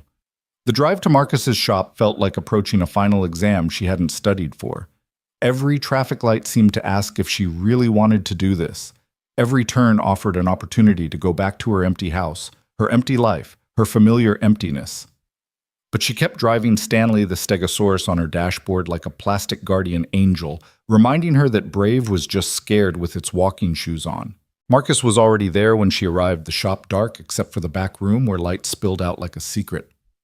She knocked on the glass door, her heart hammering so hard she wondered if he could hear it. He let her in without a word, just nodded toward the back. The shop smelled different at this hour. Less coffee, more possibility. The chairs were all stacked on tables, the floor still damp from last night's mopping, everything waiting to become what it would be when the world woke up. First lesson, Marcus said, leading her to a massive espresso machine that looked like something from a spacecraft. This is Lucia. She's temperamental, demanding, and will absolutely humble you if you don't respect her. You named your espresso machine. Emma named her. Said any machine that complex and essential deserved a name. She's not wrong. He opened a panel revealing an intricate system of tubes and gauges. Every morning she needs to be completely cleaned. Milk residue becomes cement if you leave it. Coffee oils go rancid. The steam wands get clogged. It's gross, tedious work that no one sees but everyone tastes if you skip it. He handed her a bucket of supplies, brushes, cloths, cleaning solution that smelled sharp and chemical. Start with the steam wands. They come apart like this. He demonstrated his hands moving with the muscle memory of 1,000 mornings. Clean every piece. Then reassemble. Then do it again because you'll miss something the first time. Victoria took the pieces, metal still warm from yesterday's use, and began. The work was harder than it looked, tiny spaces that trapped milk threading, that had to align perfectly, her unpracticed fingers clumsy where his were sure. Marcus didn't help, just watched, correcting her grip, her angle, her pressure. Too gentle, he said. You're not going to break it. Lucia's tougher than she looks. Like all of us, Victoria thought, but didn't say. She scrubbed harder, finding rhythm in the repetition, meditation in the mundane. This was what Marcus did every morning, what built the foundation for all that coffee and community. The invisible work that made the visible possible. Why 5 a.m.? She asked, wrestling with a particularly stubborn valve. Because that's when the work is honest. No customers to perform for, no distractions. Just you and the machine, and the promise you're making to everyone who'll walk through that door, that their coffee will be clean, safe, made with care, even in the parts they'll never see. You could hire someone to do this. I could. Sometimes I do. But I still come in and check their work, often redo it. Because ultimately, my name is on the door. My reputation is in every cup. And you can't outsource the things that matter most. The irony wasn't lost on Victoria. She'd outsourced everything that mattered most, including raising her son. I had nannies, she said quietly. For you. 3 different ones before you were 5. I remember Maria, Marcus said, his voice neutral. She taught me Spanish, made me tamales for my birthday when you forgot. I didn't forget. I was in Tokyo. Same thing to a 6-year-old. Victoria wanted to defend herself, explain about the merger that had defined her company's future, but she stopped. He was right. To a 6-year-old, to any child absence was absence regardless of the reason. They worked in silence for a while, Victoria cleaning Marcus, adjusting her technique. The machine slowly revealed itself, not just its physical components, but its personality, its demands, its rewards for proper attention. She began to understand why he'd named it, why it mattered, why this ritual of cleaning was about more than hygiene. Your father called last week, Marcus said suddenly. Victoria's hands stilled. Richard, he wants to invest in the shop, offered me enough to open 10 more locations, turn it into a chain. What did you tell him? Nothing yet. I wanted to see if you showing up was real first. And Marcus looked at her, really looked, taking in her stained clothes, her chapped hands, the earnestness she couldn't hide. You're here at 5 a.m. cleaning milk residue. That's real. But one morning doesn't mean anything. Consistency means something. Every Tuesday, Victoria reminded him. We'll see. By 6, the machine was clean, gleaming like new. Marcus showed her how to run water through it, testing the temperature, the pressure, making sure everything was calibrated correctly. Coffee is science, he said. Chemistry and physics and timing, but it's also art, knowing when to break the rules, when to trust your instincts over the manual. How do you learn that? Time, failure, attention, same way you learn anything that matters. He moved to the grinder, a massive thing that looked industrial and probably was. This is where most people mess up. They think the machine is what matters, but it's the grind. Too fine, and you're choking the water flow, making it bitter. Too coarse, and the water runs through too fast, making it sour. Every bean is different. Every humidity level changes things. You have to adjust constantly, taste constantly, pay attention constantly. He showed her how to calibrate the grinder, how to test shots, how to taste for the balance point he'd described on the phone. The first shot she pulled was horrible, bitter enough to strip paint. The second was worse, sour and thin. But the fifth had something, a hint of what it could be. Better, Marcus said, which felt like the highest praise she'd ever received. Emma arrived at 7, kissing Marcus good morning, hugging Victoria like they were old friends. You survived the cleaning. That's more than most. Did you really throw up? Everywhere. Emma laughed. Marcus was horrified, but I came back the next day with rubber gloves and a determination to prove I wasn't just some artist playing at coffee shop romance. She was terrible, said Marcus added, but with such affection it sounded like a compliment. Took her 6 months to pull a decent shot. But now I'm better than him, Emma said. You're different than me, Marcus corrected. Your coffee has joy in it. Mine has precision. His makes you think, Emma told Victoria. Mine makes you feel. Together we make people whole. They work together with the easy synchronization of people who'd learned each other's rhythms, dancing around the small space, without collision, communicating in half sentences and gestures. Victoria watched them, seeing what Marcus had built, not just a business, but a life, a partnership, a place where he could be fully himself. You know what you need? Emma said suddenly to Victoria. A coffee name. Everyone who works here gets one. Marcus is the professor, because he treats every shot like a thesis defense. I'm chaos, because I never make the same drink twice, even when I try. What would mine be? Emma and Marcus exchanged glances. Too early to tell, Marcus said. Names have to be earned. By 8, the shop was ready to open. Victoria had learned the cleaning ritual, the basics of grinding and pulling shots, the careful choreography of the morning setup. Her hands ached, her back hurt from hunching over the machine, and she'd never felt more accomplished. Same time next week? Marcus asked as she prepared to leave. Same time. And Victoria? He paused, seeming to wrestle with words. I'm not doing this to punish you. I'm doing this because if you're going to be in my life, I need to know you understand what my life actually is. Not the idea of it, not the Facebook version, but the real thing. The early mornings and tired feet and small victories no one else sees. I understand, Victoria said. No, you don't. Not yet. But maybe you're starting to. She left as the first customers arrived, regulars who greeted Marcus by name, who asked about Emma's latest art project, who belonged to this small universe he'd created. On the drive home, Victoria thought about belonging, about earning your place through showing up, through doing the work no one saw. Her phone had 17 missed calls from various executives. She ignored them all, instead calling Daniel. "How'd it go?" he asked without preamble. "I smell like sour milk and my hands are raw from scrubbing." "So perfect." "Actually, yes, he's teaching me, Daniel. Really teaching me, not just tolerating me." "That's beautiful. You still coming for dinner?" "Fair warning, Lily's decided we're having a dance party after.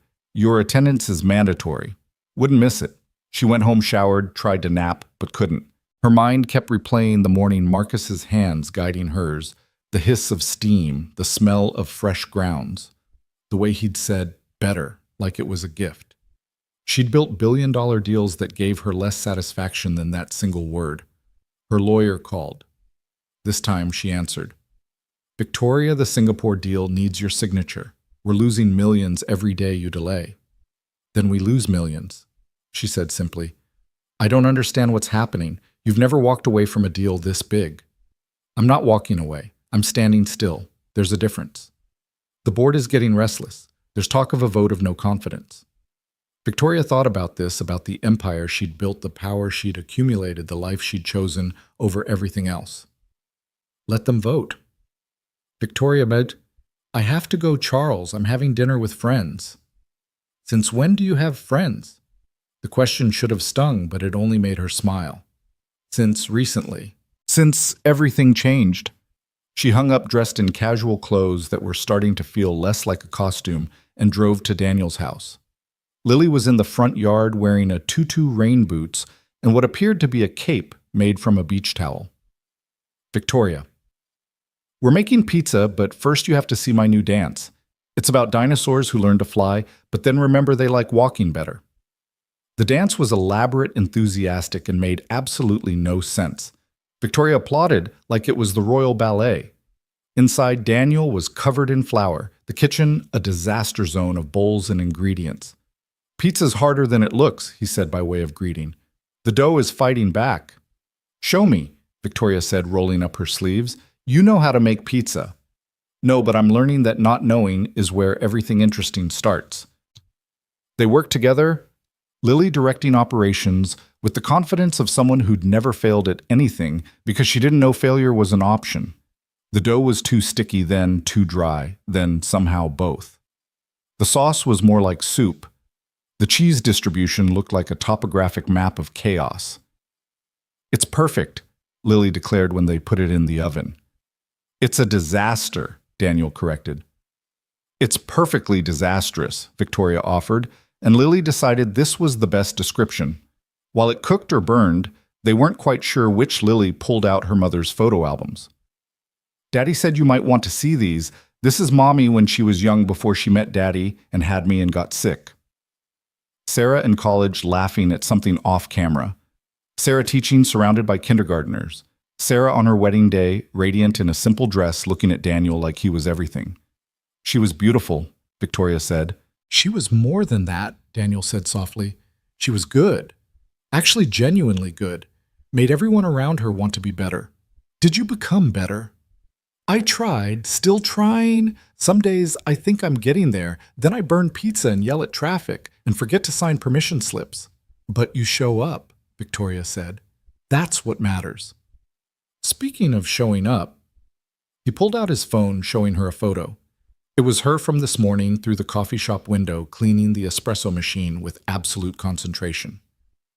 "Marcus sent this to Emma. Emma sent it to me. Look at your face." Victoria studied the image. She looked tired, focused, present in a way she couldn't remember being. No phone in sight, no distraction, just her hands and the work and the moment. "I look happy," she said, surprised. "You look like yourself," Daniel corrected. The pizza was indeed a disaster, burnt on the edges, raw in the middle, cheese slid off into a pile on one side. They ate it anyway. Lily declaring each bite an adventure, Daniel and Victoria sharing glances over her head, a whole conversation in looks about resilience and making do and finding joy in imperfection. After dinner came the promised dance party. Lily DJ'd from Daniel's phone, playing everything from Disney songs to what she called Daddy's Sad Man music, which turned out to be Leonard Cohen. Victoria hadn't danced in decades, not since Marcus was small, and she'd sometimes spin him around the kitchen before the nannies arrived. But Lily wouldn't accept no for an answer, pulling her into elaborate routines that involved a lot of jumping and dinosaur arms. "This is how T-Rexes would dance," Lily explained seriously. "With very small movements because of their tiny arms, but very big feelings because of their huge hearts." Daniel watched from the doorway, smiling at Victoria's attempts to follow Lily's increasingly complex choreography. "You're good with her," he said during a water break. "She makes it easy. She just assumes everyone wants to dance like dinosaurs. No room for self-consciousness when someone believes in you that completely." "Marcus believed in you that completely once." Victoria's chest tightened. "I know. That's what makes it worse. I had that faith, and I wasted it on conference calls and spreadsheets. But you're here now. 20 years too late. 20 years exactly on time," Daniel countered. "Any earlier and you wouldn't have been ready. You needed to crash into that tree. You needed to lose everything to understand what everything actually was." Lily returned, pulling them both into a final dance, something slow and swaying that she'd learned in ballet class. The three of them moved together in the small living room, Lily standing on Daniel's feet, her hand in Victoria's, and for a moment Victoria felt what family could be. Not perfect, not replacing what was lost, but something new growing in the scorched earth. "I wish Mommy could see us," Lily said sleepily. "Maybe she can," Daniel said. "I hope so. I think she'd like Victoria. She liked sad people who were trying to be happy again." Victoria stayed for bedtime stories, reading 2 books about brave mice and one about a dinosaur who opened a bakery. Lily fell asleep holding her hand, and Victoria sat there long after, not wanting to break the connection. "She trusts so easily," Victoria whispered to Daniel in the hallway. "She hasn't learned not to yet. I hope she never does. The world will teach her eventually. Maybe. Or maybe she'll teach the world that trust is worth the risk." They returned to the living room, the evening settling around them like a comfortable blanket.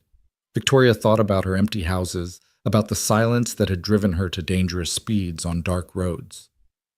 "I don't want to go home," she admitted. "Then don't. Couch is still comfortable. Morning still terrible but enthusiastic. I can't just... Why not?" "Who's waiting for you?" "What urgent thing needs your attention at 10 p.m. on a Tuesday?" He was right. There was nothing. No one, just empty rooms and expensive silence. "I need to tell you something," Daniel said suddenly, "about finding you in the woods. I wasn't just randomly hiking. I go there when the grief gets too heavy.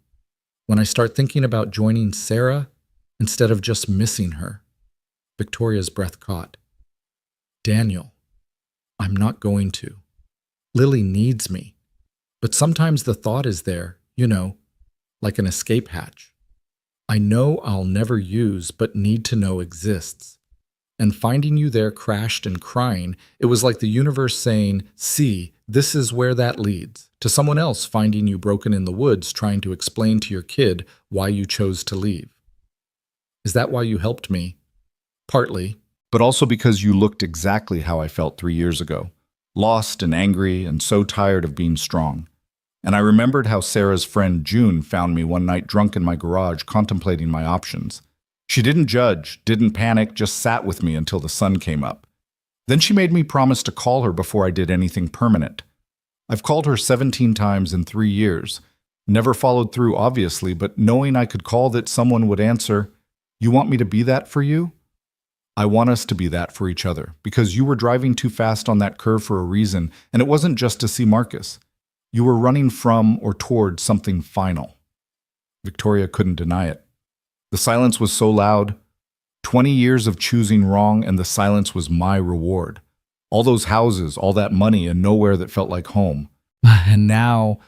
She looked around the lived-in room, toys, scattered photos everywhere, the lingering smell of burnt pizza. Now I'm learning that home isn't a place you buy. It's a place you build one Tuesday morning, one dinosaur dance, one burnt pizza at a time. Daniel's phone buzzed. Emma texting, Marco just spent an hour looking at the photos I sent of Victoria cleaning Lucia. He's smiling, actual smiling. Whatever magic you're working, keep it up. He showed Victoria, who felt tears threaten. He's smiling. Apparently so, that's something. It's everything. They talked until midnight about Sarah, about Marcus, about the strange way life breaks you and rebuilds you in configurations you never expected. Victoria told him about the journal entries she'd found Marcus at 16, already knowing she'd chosen everything else over him. Daniel told her about finding Sarah's goodbye letters, one for every year of Lily's life, until 18 instructions and love for a future she wouldn't see. Have you read them all? Just the first 3. The rest are sealed waiting. Every birthday, Lily gets another piece of her mom. It's beautiful and heartbreaking, and I don't know what I'll do when we run out. You'll tell her your own stories, the ones Sarah didn't know yet, the ones you're writing now. Daniel looked at her with something soft and surprised in his eyes. When did you become wise? Tuesday around 5:30 a.m. covered in milk residue. They laughed quiet enough not to wake Lily, but real enough to push back the dark for a while. Victoria did sleep on the couch, wrapped in the same princess blanket from that first night. She woke to Lily's face inches from hers, studying her with scientific intensity. You stayed, Lily whispered. I did. That's what family does. They stay. And there it was, simple as breathing. Family wasn't blood or law or obligation. It was choosing to stay when leaving would be easier. Breakfast was chaos, Daniel burning eggs. Lily insisting on adding chocolate chips to everything, Victoria trying to make coffee with their ancient machine and failing spectacularly. But it was also laughter and belonging and the opposite of silence. Will you come back tonight? Lily asked through a mouthful of chocolate chip scrambled eggs. She has her own life monster, Daniel said gently. But her life is sad. Our life has chocolate eggs. Obviously ours is better. Victoria hugged the girl, this miracle of resilience and wisdom. How about I come back Thursday and Saturday, and whenever you'll have me? Forever then, Lily said simply. We'll have you forever. Driving home, Victoria thought about forever. Such a big word from such a small person. But maybe that's what was happening here. Not a replacement for what she'd lost with Marcus, but a new foundation for whatever came next. A place to practice being human being, present being the person she should have been all along. Her phone rang. Marcus. Emma says you stayed at their place. Daniel and Lily's, yes. Is this some kind of thing? It's a friendship, with people who understand loss and are teaching me about finding things again. And that's all? Victoria considered lying, making it simpler, but she'd done enough of that. I don't know what it is or what it might become, but I know that little girl makes me remember joy exists, and her father makes me believe I might deserve some of it. Is that okay? Marcus was quiet for a long moment. You know what? Yeah, it is. You've been alone in those houses for so long. Maybe having people, any people, is good. Tuesday's still happening. 5 a.m. Don't be late. We're working on milk steaming. It's harder than it looks. Everything important is. Yeah, Marcus said softly. It really is. After he hung up, Victoria sat in her empty house, but it felt different now. Less like a prison, more like potential. She could fill it with noise, music, laughter, the chaos of people who mattered. Or she could sell it, all of them, find something smaller, warmer, closer to Daniel and Marcus and the life she was trying to build. Her board was meeting today, possibly to vote her out. She should care, should be fighting, strategizing, protecting what she'd built. But all she could think about was Lily's dinosaur dances and Marcus's small smile and Daniel's steady presence. Her phone buzzed. A photo from Emma Marcus teaching a young customer how to steam milk, patient and engaged and present. He learned that from watching you this morning. Emma's text read, how to teach by showing, not telling. How to be patient with beginners. You're already changing things. Victoria held the phone, staring at her son being the teacher she'd never been, and felt something shift inside her chest. Not healing exactly, but the possibility of it. The first green shoots after a forest fire, small but stubborn, reaching for light. Thursday couldn't come fast enough. Neither could Saturday or next Tuesday or all the days after that. She had a life to rebuild, relationships to earn, a family or something like it to become worthy of. It would take more time than she probably had left, but that was okay. Some things were worth doing badly, worth doing, late worth doing, even if you never got them quite right. Love was one of those things. Showing up was another. And Victoria, for the first time in 20 years, was ready to show up for all of it. Thursday came with unexpected snow, the kind that makes New England look like a snow globe. Someone shook too hard. Victoria stood at Daniel's door holding a grocery bag, her hair dusted white, wondering when she'd become someone who showed up unannounced with ingredients for soup. "You look like a snow queen," Lily announced, pulling her inside, "but a nice one who brings food instead of eternal winter." "The grocery store was packed," Victoria said, setting down the bags. "Apparently snow makes everyone need milk and bread. I brought soup ingredients instead. Thought we could make something warm." Daniel appeared from the kitchen, paint in his hair. "I was trying to fix the cabinet door. It's not going well." "Daddy's not good at fixing things," Lily stage whispered. "Mommy used to do that. She could fix anything except being sick." The casual way children could devastate you with truth. Daniel's face did something complicated, but before Victoria could respond, Lily was pulling her toward the kitchen. "Show me the soup magic." Victoria had to admit there was no magic, just a recipe she'd found online at 2 a.m. when sleep wouldn't come, when her empty house felt too large and her mistakes too heavy. But Lily treated each step like alchemy. Chopping vegetables became a ceremony, stirring the pot, a sacred ritual. "My mom never cooked," Victoria said, watching Lily concentrate on cutting carrots with a butter knife. "She had staff for that. I didn't learn until this week, really." "But you're learning now," Daniel said, working on the cabinet with tools that seemed to confuse him. "That's what matters." Can you really make up for 60 years of not knowing basic things?" "Mommy said it's never too late to become who you're supposed to be," Lily offered, dumping her carefully cut carrots into the pot. She said that to Daddy when he wanted to go back to school, but thought he was too old. "Did you go?" Victoria asked Daniel. "Started. Engineering degree part-time. Then Sarah got sick and..." He shrugged. "Priorities shifted." "You could still go." "Maybe. Someday. Right now, keeping us afloat is enough." Victoria wanted to offer to pay for it, to fix this problem with money, like she'd tried to fix everything else, but she'd learned that lesson. Instead, she said, "I could watch Lily if you wanted to take classes, evenings or weekends or whenever." Daniel looked up from his losing battle with the cabinet. "You do that? I need to learn how to be around kids anyway. If Marcus ever..." She stopped, unable to finish the thought about grandchildren she'd probably never meet. "He'll come around," Daniel said. Tuesday was a start. "He taught me to steam milk. I was terrible. He was patient. It was the best morning I've had in years." Lily climbed onto a stool to stir the soup, requiring both hands and her full tongue-out concentration. "You know what? You need a nickname. Everyone in our family has one. I'm Monster Daddy's bear. Mommy called him that, and Mommy was Sunshine even when she was sick." "What would mine be?" Lily studied her seriously. "Storm, because you came to us in one and you have silver hair like lightning, and because storms seem scary but they make things grow." "Storm," Victoria repeated, feeling the word settle on her like a benediction. "I like it." The soup simmered, filling the house with warmth and the smell of home.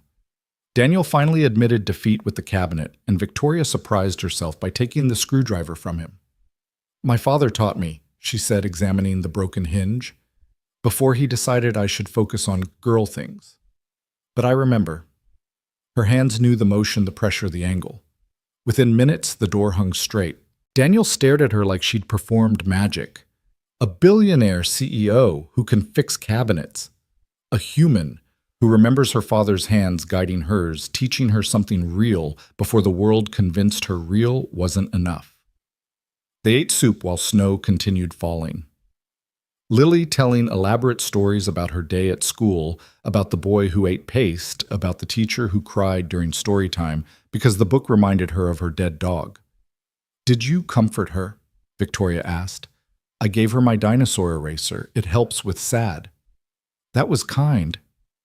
Mommy said kindness is the only thing that multiplies when you divide it. These pearls of wisdom from a dead woman preserved in her daughter, like flowers pressed in books. Victoria wondered what wisdom Marcus had preserved from her, then realized with a sick feeling that she'd never given him any. Just lectures about market shares and networking and climbing ladders that led nowhere worth going. Her phone buzzed. Richard again increasingly frantic texts about the Singapore deal. She turned it off entirely, that familiar electronic wait suddenly meaningless. "The board's probably voting me out today," she said casually. Daniel looked up sharp. "What?" "I've been AWOL for over a week. Canceled major deals, ignored everything. They have every right." "Doesn't that bother you?" "It should. 2 weeks ago, it would have killed me. Now—" She looked at Lily, drawing dinosaurs in her soup with her spoon. "Now I think maybe losing everything I thought mattered is how I find what actually does." "That's very zen of you." "That's very Tuesday at 5 a.m. of me."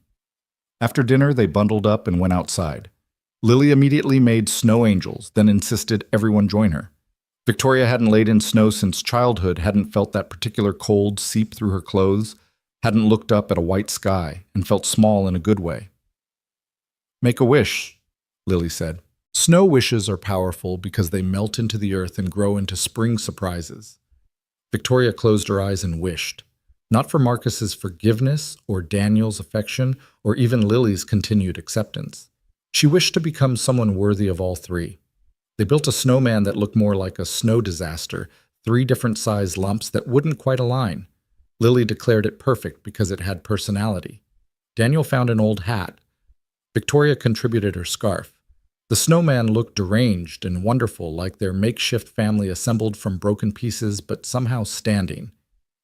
"We should name him," Lily announced. "How about Marcus?" Victoria said without thinking. Daniel and Lily exchanged glances.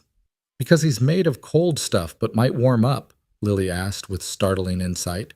"Something like that." "Okay, Marcus the Snowman. We'll check on him every day until he melts or turns into a real boy."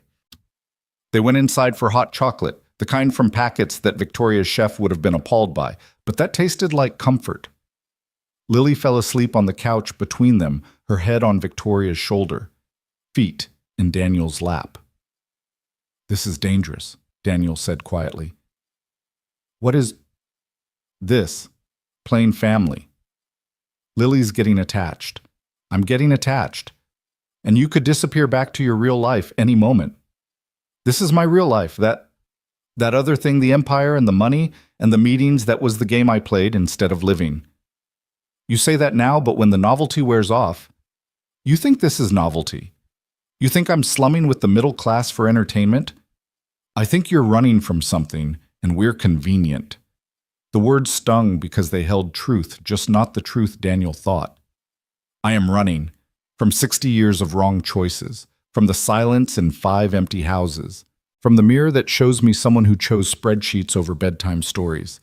But I'm not running to you and Lily for convenience. I'm running to you because you know what it's like to lose everything and still wake up the next day. Because Lily reminds me that joy exists despite evidence to the contrary. Because being here making soup and building terrible snowmen feels more real than any deal I've ever closed." Daniel studied her for a long moment. "I can't be your redemption project. I'm not trying to redeem myself through you. I'm trying to learn how to be human from people who are good at it. Is that so wrong? And when Marcus accepts you, when you have your son back, what happens to the Practice family?" Victoria felt the question like a physical weight. "You're not Practice. Neither is Lily. You're the family I'm choosing. Marcus is the family I'm trying to earn back. Those aren't mutually exclusive. Aren't they?" Before Victoria could answer, Lily stirred, mumbling something about dinosaurs and snow. Daniel carried her to bed, and Victoria followed part of the routine now. They tucked her in together, and Lily grabbed both their hands in her sleep, holding them like anchors. Standing in the hallway afterward, Daniel looked lost. "Sarah and I used to stand here sometimes watching her sleep, amazed we'd made this perfect thing." "You did. She's extraordinary. She's also fragile. If you leave, if you decide this isn't enough, then I'd be the worst kind of person. But Daniel, I've already been the worst kind of person. I left Marcus every day of his childhood, even when I was physically there. I'm trying to learn to be different, to stay, to show up even when it's inconvenient or uncomfortable or unglamorous. By playing house with strangers. By learning what house feels like from people who know. Daniel's phone rang. Emma. Put her on speaker, see, Victoria said. Emma's voice filled the hallway, excited. You won't believe what Marcus just did. He hired someone. A kid aging out of foster care needs a job and stability. Marcus is teaching him coffee, but also everything else. How to open a bank account, how to interview, how to be professional. He said, and I quote, someone needs to show him it's never too late to learn something new. That's you, Victoria. That's your influence. After Emma hung up, Victoria and Daniel stood in the semi-dark hallway processing. He's becoming a teacher, Victoria said wonderingly. A mentor. Everything I should have been. He's becoming himself, Daniel corrected. Maybe for the first time he's not defining himself in opposition to you. He's just being. Because I showed up to clean his coffee machine. Because you showed up, period. They returned to the living room, but the moment felt different, heavier with possibility, with the weight of what they were building without naming it. I should go, Victoria said. Should and want are different things. What do you want, Daniel? Not what's safe or smart, but what do you actually want? He was quiet for so long she thought he wouldn't answer. Then, I want to not be alone. I want Lily to have more than one adult who loves her. I want to come home to noise and chaos and someone else's shoes by the door. I want to stop being afraid that feeling something new means betraying something old. And I want you to stay. Tonight. Tomorrow. Tuesday mornings when you're covered in coffee grounds. Thursday nights when we make terrible soup. I want you to stay, even though it's too soon and too complicated and probably a mistake. Victoria moved closer, close enough to see the fear in his eyes, the hope, the resignation to more loss. I'm terrible at staying. I have decades of proof. So practice. Start small. Stay tonight. And tomorrow. Stay that too. One day at a time until you're good at it. That could take forever. Good thing Lily already claimed you for that long. They stood there, two broken people in a hallway that had seen love and loss and was somehow still standing. Outside, snow continued to fall, covering the world in temporary perfection. Victoria's phone buzzed again. This time a message from Marcus. Emma says you're still there. Good. That little girl needs people. That Dad seems solid. Maybe having a real family will teach you what I needed. She showed Daniel, who read it twice. He's giving permission. He's giving more than that. He's giving possibility. So stay. I'll stay. She did stay, but not in the way either expected. They sat up talking until 3 a.m. Daniel telling stories about Sarah Victoria, telling stories about Marcus as a baby before she'd forgotten how to love him. They fell asleep on opposite ends of the couch, fully clothed hands almost touching across the middle distance. Lily found them that way in the morning, took one look, and went to make her own breakfast cereal with chocolate milk, a Lily special. The sound of her carefully trying not to wake them woke them both. Morning storm, Lily said cheerfully when they emerged. I made breakfast. It's probably terrible, but it's made with love, so it's actually perfect. She was right on both counts. Victoria stayed for breakfast, then lunch, then somehow it was dinner again. She and Daniel fixed 3 more cabinet doors, taught Lily to make paper snowflakes, had a competition to see who could make the worst snow angel. Victoria won by accidentally making what Lily called a snow demon. Don't you have an empire to run? Daniel asked as they cooked dinner together, moving around each other with increasing ease. Had, past tense. The board voted this afternoon. I'm officially retired. Daniel dropped his spatula. What? They kept 51%. I kept 49 and a golden parachute that would make you sick. I'm free. You're unemployed. I'm undefined. For the first time in 40 years, I'm not CEO of anything. I'm just Victoria, or Storm, depending on who's asking. And you're okay with that. I'm ecstatic about that. Do you know how exhausting it is to be important? To have every decision matter to thousands of people you'll never meet. To measure your worth in stock prices and market shares. So what now? Victoria looked at Lily teaching her stuffed dinosaurs to dance at Daniel's hands covered in flour at the life happening in this small kitchen. Now I learn to make soup. I show up for Tuesday mornings. I help with homework. I fix cabinets. I become someone worth knowing. You're already worth knowing. No, I'm worth noting. There's a difference. One's about accomplishment, the other's about connection. I've spent 60 years being notable. I'd like to spend whatever's left being knowable. Marcus called during dinner. The foster kid I hired, Tommy. He wants to meet you. Me, why? I might have told him about you, about showing up to learn even when you're successful. He doesn't believe someone like you would scrub coffee machines. When, tomorrow Saturday morning, he works the morning shift. I'll be there. And Victoria, maybe bring that family you're staying with. Tommy needs to see that families come in all shapes. His definition's pretty narrow: abuse and abandonment. Might help to see something different. After the call, Victoria looked at Daniel and Lily. Want to get coffee tomorrow? Meet Marcus's new employee. Can I get hot chocolate? Lily asked. You can get anything you want. Then yes, family coffee trip. She said it so easily, family. Like it was decided, done, real. Maybe it was. That night, Victoria stayed again, but this time in the guest room that had been Sarah's office. Daniel had apologized for the medical equipment still in the corner, the hospital bed frame he hadn't been able to remove. It's perfect, Victoria said, meaning it. The room was real honest about its history, not pretending loss hadn't happened here. She couldn't sleep, instead standing at the window watching snow fall on the deranged snowman they'd named Marcus. It was already starting to lean its face, sliding into something unrecognizable, but it was still standing still there, still trying to hold its form against inevitable change. Her phone lit up with a text from the real Marcus. Thank you for today, for staying with them, for learning to stay at all. She typed back, thank you for teaching me that staying is worth learning. See you tomorrow. Bring the kid. She sounds like someone I need to meet. She's someone everyone needs to meet. Like her dad. Victoria considered how to respond. He saved my life, literally then, figuratively now, daily. Do you love him? The question hung there, those 3 words containing multitudes.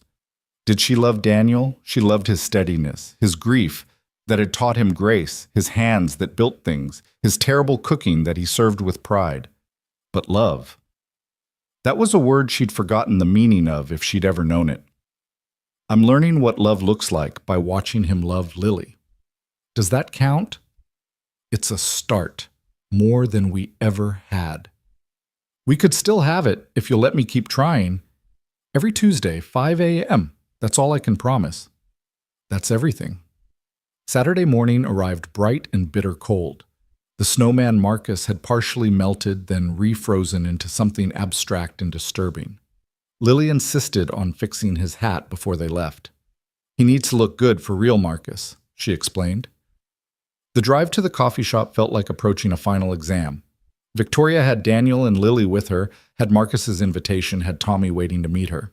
But still that familiar fear of not being enough, of being too much, of being wrong in some fundamental way. You're nervous, Daniel observed, terrified. Why? Because this matters. Because that foster kid is looking for proof that people can change. And I'm supposed to be that proof, but what if I'm not? What if I'm just a rich woman playing at redemption? Then you'd be exactly what he expects, and he learns nothing new. But if you're real, if you're actually trying, actually changing, then you show him it's possible. That's all any of us can do. Be proof that tomorrow doesn't have to look like yesterday. The shop was busy, Saturday morning crowd in full force. Marcus worked the register while a young man, Tommy, presumably manned the espresso machine with careful concentration. He was maybe 19, all angles and defensive posture, wearing confidence like armor made of paper. Marcus saw them enter and something crossed his face, relief maybe, or hope. He said something to Tommy, who looked up startled. Victoria recognized the look, someone who'd learned to expect disappointment, finding something unexpected. You came, Marcus said. You invited us. Victoria replied. This is Tommy. Tommy, this is Victoria, my mother. The word landed between them like a gift. My mother. Not biological parent, not the woman who gave birth to me, but mother. Present tense, possessive, claimed. Tommy wiped his hands, nervously extending one. Mr. Marcus says you're learning coffee. Badly, Victoria admitted. But learning. You. Same. Badly, but learning. He's a good teacher. The best, Victoria agreed, catching Marcus's eye. Patient with beginners. Even when they spray milk everywhere, Tommy added with a shy smile. Which I did. Yesterday, everywhere. I threw up my first day, Emma called from behind the counter. Victoria was just terrible. No vomit, but terrible. Now look at us, mediocre at best. Everyone laughed and the tension broke. Lily, who'd been uncharacteristically quiet, tugged on Tommy's apron. Are you a coffee prince, too? I don't know what that is. Someone who makes magic coffee that makes grown-ups less grumpy. Marcus is one. Maybe you are, too. I don't think I'm magic anything. Lily studied him with that intense child's gaze. Wrong. Everyone's magic at something. You just haven't found yours yet. Or maybe you have, but don't know it's magic because it feels normal to you. Tommy looked at Marcus, then Victoria, then back at this tiny philosopher in a tutu and snow boots. What's your magic? Dinosaur facts and making sad people remember happy exists. What's yours? I fix computers, like really well. Have since I was a kid. That's definitely magic, Lily exclaimed. Computers are mysterious and sometimes evil. If you can fix them, you're basically a wizard. Tommy smiled real this time, armor slipping. I never thought of it that way. Most people don't think right, Lily informed him seriously. That's why they need coffee princes and computer wizards and dinosaur experts, to help them see better. Marcus made them all coffee, except Lily, who got the promised hot chocolate with extra whipped cream. They sat at a big table, Tommy joining them on his break, and Victoria watched her son interact with this kid he was mentoring. He was patient, kind, present in a way she'd never been. He'd learned to be the parent. She wasn't the teacher, she couldn't be the human she'd forgotten how to be. Tommy's helping me set up online ordering, Marcus explained, bringing the shop into the modern age. I told him he needs a website. Tommy added, enthusiasm breaking through caution. Social media presence, maybe some coding workshops, coffee and coding. You know, bring tech people in, create community around more than just caffeine. That's brilliant, Victoria said, meaning it. It was his idea, Marcus said with pride. With day 2, he's already improving things. That's what fresh eyes do. Tommy said, then caught himself. I mean, not that things needed improving. Everything needs improving, Marcus interrupted. That's how we grow. Victoria taught me that this week. I did? You showed up terrible at something and asked to learn. Do you know how hard that is for someone successful? To admit ignorance, to be bad at something publicly. It's terrifying, Victoria admitted. It's brave, Tommy said quietly. Most people would rather stay good at what they know than risk being bad at something new. Exactly, Lily chimed in. Like when I was scared to try ballet because I was already good at soccer. But Mommy said being bad at new things is how we get good at more things. Your mom sounds smart, Tommy said. She was. She's dead now, but her smart stayed behind in us. The casual devastation of it, the truth served simple. Tommy looked stricken, then something else recognized. Like he'd found fellow travelers in the land of loss. My mom's dead too, he said. Overdose when I was 12. That's sad, Lily said simply. But you're still here, so her love stayed behind in you too, even if it's hard to find sometimes. Daniel reached over, squeezing Victoria's hand under the table. This child, this miraculous child, healing people with dinosaur facts and simple truth. They stayed for 2 hours. Tommy showed Lily his coding on Marcus's laptop, her delight at making colors change on screen infectious. Marcus and Daniel talked about small business struggles, finding common ground in the challenge of making something from nothing. Victoria watched it all. This unlikely gathering, this family, not family, this proof that connection doesn't require blood or history, just presence and willingness. When they finally left, Tommy shook Victoria's hand again, firmer this time. Thank you for showing up, for proving Mr. Marcus right about people changing. Thank you for believing it's possible.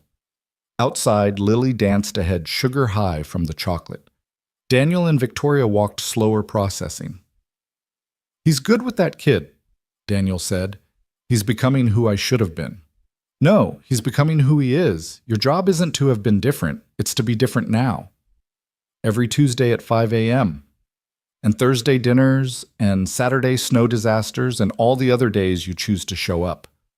They got home to find the snowman Marcus had completely collapsed, just a pile of snow with a hat on top. Lily stood over it solemnly.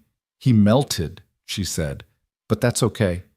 The water will feed the grass, and the grass will feed the bunnies, and the bunnies will feed, actually what eats bunnies? Hawks," Daniel supplied. "Right. So Snowman Marcus becomes hawk food. That's the circle of life." "Everything becomes something else," Victoria said. "Exactly." Lily brightened. "Like you became Storm, and Daddy became less sad, and real Marcus became a teacher, and Tommy became a coffee prince. Everything changes into what it needs to be." That night, Victoria didn't even pretend to go home. She cooked dinner badly, but enthusiastically. She helped with Lily's homework about habitats. She fixed another cabinet door while Daniel watched with amused pride. She read 3 bedtime stories each with different voices that made Lily giggle. And when the house was quiet and Daniel sat beside her on the couch, she said, "I sold one of my houses today." "Which one?" "The Beacon Hill townhouse, the one you drove me to that first night." "Why?" "Because it was never home, just expensive storage for a person who didn't exist anymore." She paused. "I want to buy something here, in Millbrook. Something small, walking distance maybe, so I can be close but not imposing, present but not pressuring." "You could just stay here." "Daniel, I know it's too soon. I know we're both disasters. I know this is probably codependent and unhealthy, and all the things the grief counselor warned about, but Lily sleeps better when you're here. I sleep better. The house feels alive again. I'm not Sarah. I don't want you to be. Sarah was sunshine. You're Storm, remember? Different weather, both necessary." Victoria thought about necessary weather, about storms that clear the air, that bring rain to dying things that remind you you're alive with their intensity. "One day at a time," she asked. "One day at a time. Starting with tomorrow. Especially tomorrow. Lily wants to teach you dinosaur facts. Apparently your education is severely lacking. Everything important I need to know I'm learning from a 7-year-old. And a coffee prince. And a computer wizard. And a grieving construction worker who can't fix cabinets." "The best teachers," Victoria said. "The very best." Spring arrived the way it always did in New England, suddenly and all at once. Victoria stood in the backyard she'd come to think of as partly hers, watching Lily plant seeds in neat rows, her small hands patting soil with the kind of care usually reserved for sacred things. "These will be sunflowers," Lily explained, marking each spot with a popsicle stick labeled in her careful handwriting. "Mommy planted them the year before she died. They came up after she was gone, like she was still saying hello." 6 months had passed since Victoria crashed into that tree, into Daniel's life, into something resembling redemption. 6 months of Tuesday mornings with Marcus learning not just coffee, but the rhythm of his life, the language of his love. 6 months of Thursday dinners and Saturday adventures, and all the ordinary days between that had somehow become extraordinary. Stormace, Lily called, because that's who Victoria was now in this house that had become home. "Help me with the tomatoes, they're tricky." Victoria knelt in the dirt, her jeans already grass-stained, her manicure long abandoned. The woman who'd once spent thousands on weekly spa treatments now found peace in soil under her fingernails in the promise of things growing. "Deeper," Lily instructed. "Tomatoes like to be buried up to their necks, like when we bury Daddy in sand at the beach." "When have we buried Daddy at the beach?" "We haven't yet, but we will this summer. I already told him." This was Lily's way declaring futures into existence with the confidence of someone who'd learned early that life was short and plans were meant to be made boldly. Daniel emerged from the house carrying lemonade, and Victoria's heart did that thing it had been doing lately, that skip-catch-settle that felt like coming home. They hadn't put words to what they were becoming, just lived it day by day, careful not to examine it too closely, as if naming it might make it disappear. Marcus called, he said, handing her a glass. Wants to know if you're coming to the thing tonight. The thing was Tommy's high school equivalency graduation ceremony. The boy had thrown himself into education with the fervor of someone who'd just discovered doors could open instead of close. Marcus had been tutoring him Victoria, helping with essays, Daniel teaching him practical math through construction estimates, and Lily providing enthusiastic encouragement and dinosaur stickers for every past practice test. Of course I'm coming, Victoria said. I helped him with his entrance essay. You rewrote his entrance essay, Daniel corrected. I edited, aggressively. There's a difference. His original was 3 sentences, Lily added, not looking up from her planting. I saw it. It said, I want to learn. School didn't work before. Maybe it will now. Storm made it into 3 pages about resilience and determination and other big words. He had all those thoughts. I just helped him find the words. Like Marcus is helping him find coffee, Daniel said. Like you're helping me find... He stopped, aware of Lily's eager attention. Find what Daddy... Purpose, he said finally. Storm's helping me remember I wanted to be more than just someone who builds other people's dreams. It was the closest they'd come to talking about the future, about the community center. Daniel had been sketching late at night about the nonprofit Victoria had been quietly establishing to fund vocational training for foster kids aging out of the system, about the way their separate griefs were weaving into something that looked like hope. Marcus arrived at 4. Emma with him, both dressed for the ceremony, but stopping by with coffee and news. Tommy got a job offer, Marcus announced. Tech startup downtown. Entry level, but with training benefits, the works. That's wonderful, Victoria said, then paused. But the shop will survive. This was always supposed to be his launching pad, not his landing place. Marcus looked at his mother, really looked at her the way he'd been learning to do. You taught me that helping someone fly means letting them go when they're ready. Victoria felt tears threaten. I never taught you that. I never taught you anything worth knowing. You taught me it this year, by watching you with Lily. You love her enough to be temporary if that's what she needs, permanent if that's better. That's real love. Not holding on or letting go, but being whatever someone needs you to be. Emma squeezed Marcus's hand, and Victoria saw the secret in the gesture, the careful way Emma moved the glow that had nothing to do with spring sunshine. You're pregnant, Victoria breathed. Emma nodded, tears immediate. 8 weeks. We weren't going to say anything yet, but you can't keep secrets from family, Marcus finished. And somehow, impossibly, that's what this is, all of this. He gestured at the garden, the house, the unlikely collection of people who'd found each other through catastrophe and coffee. Family. Lily, who'd been pretending not to listen while planting seeds, launched herself at Marcus with a shriek of joy. A baby. A coffee prince baby. Will it like dinosaurs?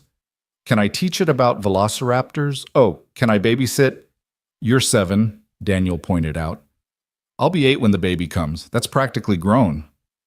That's practically still 7, Daniel countered, but he was smiling, pulling Marcus into a hug that would have seemed impossible 6 months ago. Congratulations, both of you. Victoria stood frozen, overwhelmed by the reality of it. A grandchild. Marcus was giving her the chance to be a grandmother, despite everything, because of everything, through the strange alchemy of showing up and staying put. Mom, Marcus said, and the word was still new enough to stop her heart. You okay? I'm going to be a grandmother, she said wonderingly. You're going to be Grandma Storm, Lily corrected. Because regular grandma is boring and you're not boring. You're someone who learned to make coffee at 60 so you could talk to your son. That's the opposite of boring. 61, Victoria corrected automatically, then found herself laughing. I'm 61 and about to become a grandmother, and I live part-time in a house with a 7-year-old who thinks I'm magic, and a man who's teaching me to build instead of buy, and I've never been happier. Part-time? Daniel asked quietly. Well, I do still have my apartment. The small 2-bedroom she'd bought 3 blocks away, her concession to propriety and space, and the fear of pushing too hard too fast.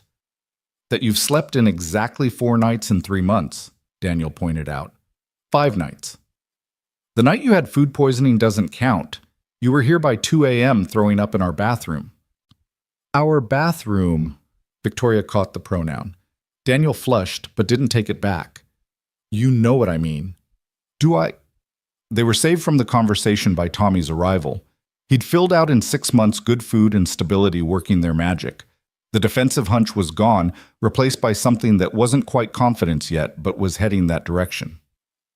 You all came, he said, disbelief evident. Of course we came, Lily said. We're your people. People show up for each other's important days. I don't really have people. Wrong, Lily said firmly. You have us. We're not much. I'm 7. Daddy cries in the shower, Storm is learning to be human, Marcus makes coffee, and Emma makes art. But we're yours. That's something. That's everything, Tommy corrected, his voice rough. The ceremony was in the community center gymnasium, fluorescent lights making everything harsh and too bright. But when Tommy walked across that stage, when they called his name, when he took that diploma with hands that shook only slightly, the lighting didn't matter. Victoria found herself crying, and she wasn't alone. Daniel's hand found hers. Marcus stood to applaud. Lily whistled with 2 fingers like Mrs. Henderson had taught her, and Emma documented everything with her artist's eye for moments that mattered. Afterward, they went to Marcus's shop, closed for the evening, but open special for their celebration. Tommy made everyone coffee, even Lily, who got decaf disguised as grown-up drinks. They sat around the big table in the back, the one usually reserved for coffee cuppings and business meetings, but tonight dedicated to something more. I have an announcement, Victoria said, standing with her coffee like it was champagne. I've been working on something, with lawyers and accountants and all the people I used to use to make money instead of meaning. But this time it's different. She pulled out a folder, legal documents Victoria style, but with Hart Daniel style. The Foster to Future Foundation, funded initially with the sale of 3 of my houses, vocational training mentorship, and 6-month paid internships for kids aging out of foster care. Tommy, if you're willing, I'd like you to be our first success story, and eventually maybe a mentor yourself. Tommy stared at the papers, reading them slowly, carefully, like they might disappear. This is real as burnt pizza and dinosaur facts and Tuesday mornings at 5 a.m. But why? Victoria looked at Marcus, at Daniel, at Lily, drawing dinosaurs on napkins, at Emma, already sketching the scene for posterity. Because family isn't just who you're born to. It's who shows up, who stays, who teaches you that tomorrow can be different from yesterday. You're part of our tomorrow, Tommy, if you want to be. Tommy nodded, unable to speak, and Marcus pulled him into a hug that said everything words couldn't. Group hug, Lily demanded, and suddenly they were all embracing this unlikely family built from broken pieces and coffee grounds, and the stubborn insistence that love didn't have to look like anyone expected. They stayed late planning futures that had seemed impossible 6 months ago. Marcus and Emma's baby would arrive in November. The community center Daniel wanted to build could use Victoria's foundation as an anchor tenant. Tommy's tech job started in 2 weeks, but he'd still work Saturdays at the shop teaching other foster kids what Marcus had taught him. And Lily would start 2nd grade with a stable, strange, wonderful family that no one could have predicted. I need to tell you something, Daniel said to Victoria as they cleaned up, the others having gone home. Lily was asleep in the back booth, covered with someone's jacket. That sounds ominous. Not ominous, just true. He took a breath. I love you. Victoria's hand stilled on the cup she was washing. Daniel, I know it's too soon. I know we're both still grieving other things. I know this whole situation is improbable and probably unhealthy according to every self-help book. But I love you. Not as Sarah's replacement, not as Lily's substitute mother. You, Storm, Victoria. The woman who crashed into a tree and then into our lives and made everything better by being terrible at coffee and perfect at showing up. I don't know if I know how to love back, Victoria said carefully. I thought I loved Richard Marcus's father, but that was possession. I thought I loved Marcus, but that was projection. I don't trust myself to know what love actually is. Then let me teach you. The way you taught me that starting over at 40 isn't failure. The way Marcus taught Tommy that coffee is about more than caffeine. The way Lily teaches everyone that dinosaurs make everything better. What if I hurt you? What if I forget how to stay? Daniel turned her to face him. Soap suds on his hands, coffee grounds in his hair. This beautiful disaster of a man who'd saved her from more than just a wrecked Mercedes. Then I'll remind you, every Tuesday at 5 a.m., every Thursday at dinner, every Saturday in the garden. I'll remind you how to stay the same way you remind me how to hope. That's a lot of reminding. Good thing we have time. Do we? All the time that matters. Today, tomorrow, next Tuesday, one day at a time, remember. Victoria looked at this man offering her not just love, but the patience to learn it, the space to fail at it, the grace to grow into it. I love you too, I think. Maybe. In whatever way I'm capable of. That's enough, more than enough. That's everything. He kissed her then there in Marcus's coffee shop with Lily sleeping nearby and the future sprawling uncertain but no longer empty before them. It wasn't a first kiss. They'd had a few careful ones over the months, but it was a declaration kiss, a promise kiss, a kiss that tasted like coffee and possibility and the particular sweetness of second chances. Gross, Lily said sleepily from her booth, but also nice, like Brussels sprouts with bacon. Were you awake that whole time? Daniel asked. Obviously, you guys are loud whisperers. Also, Storm, you do know how to love. You love me and Marcus and Tommy and even grumpy Mrs. Henderson. You just love quietly with actions instead of words, like how you fixed all our cabinets and taught Tommy to write and learned coffee even though you hate mornings.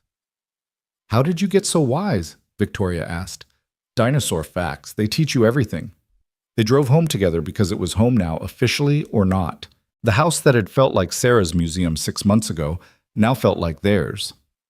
Photos of all of them covering the walls. Lily's art mixing with Emma's. Victoria's coffee attempts documented in increasingly less disastrous pictures.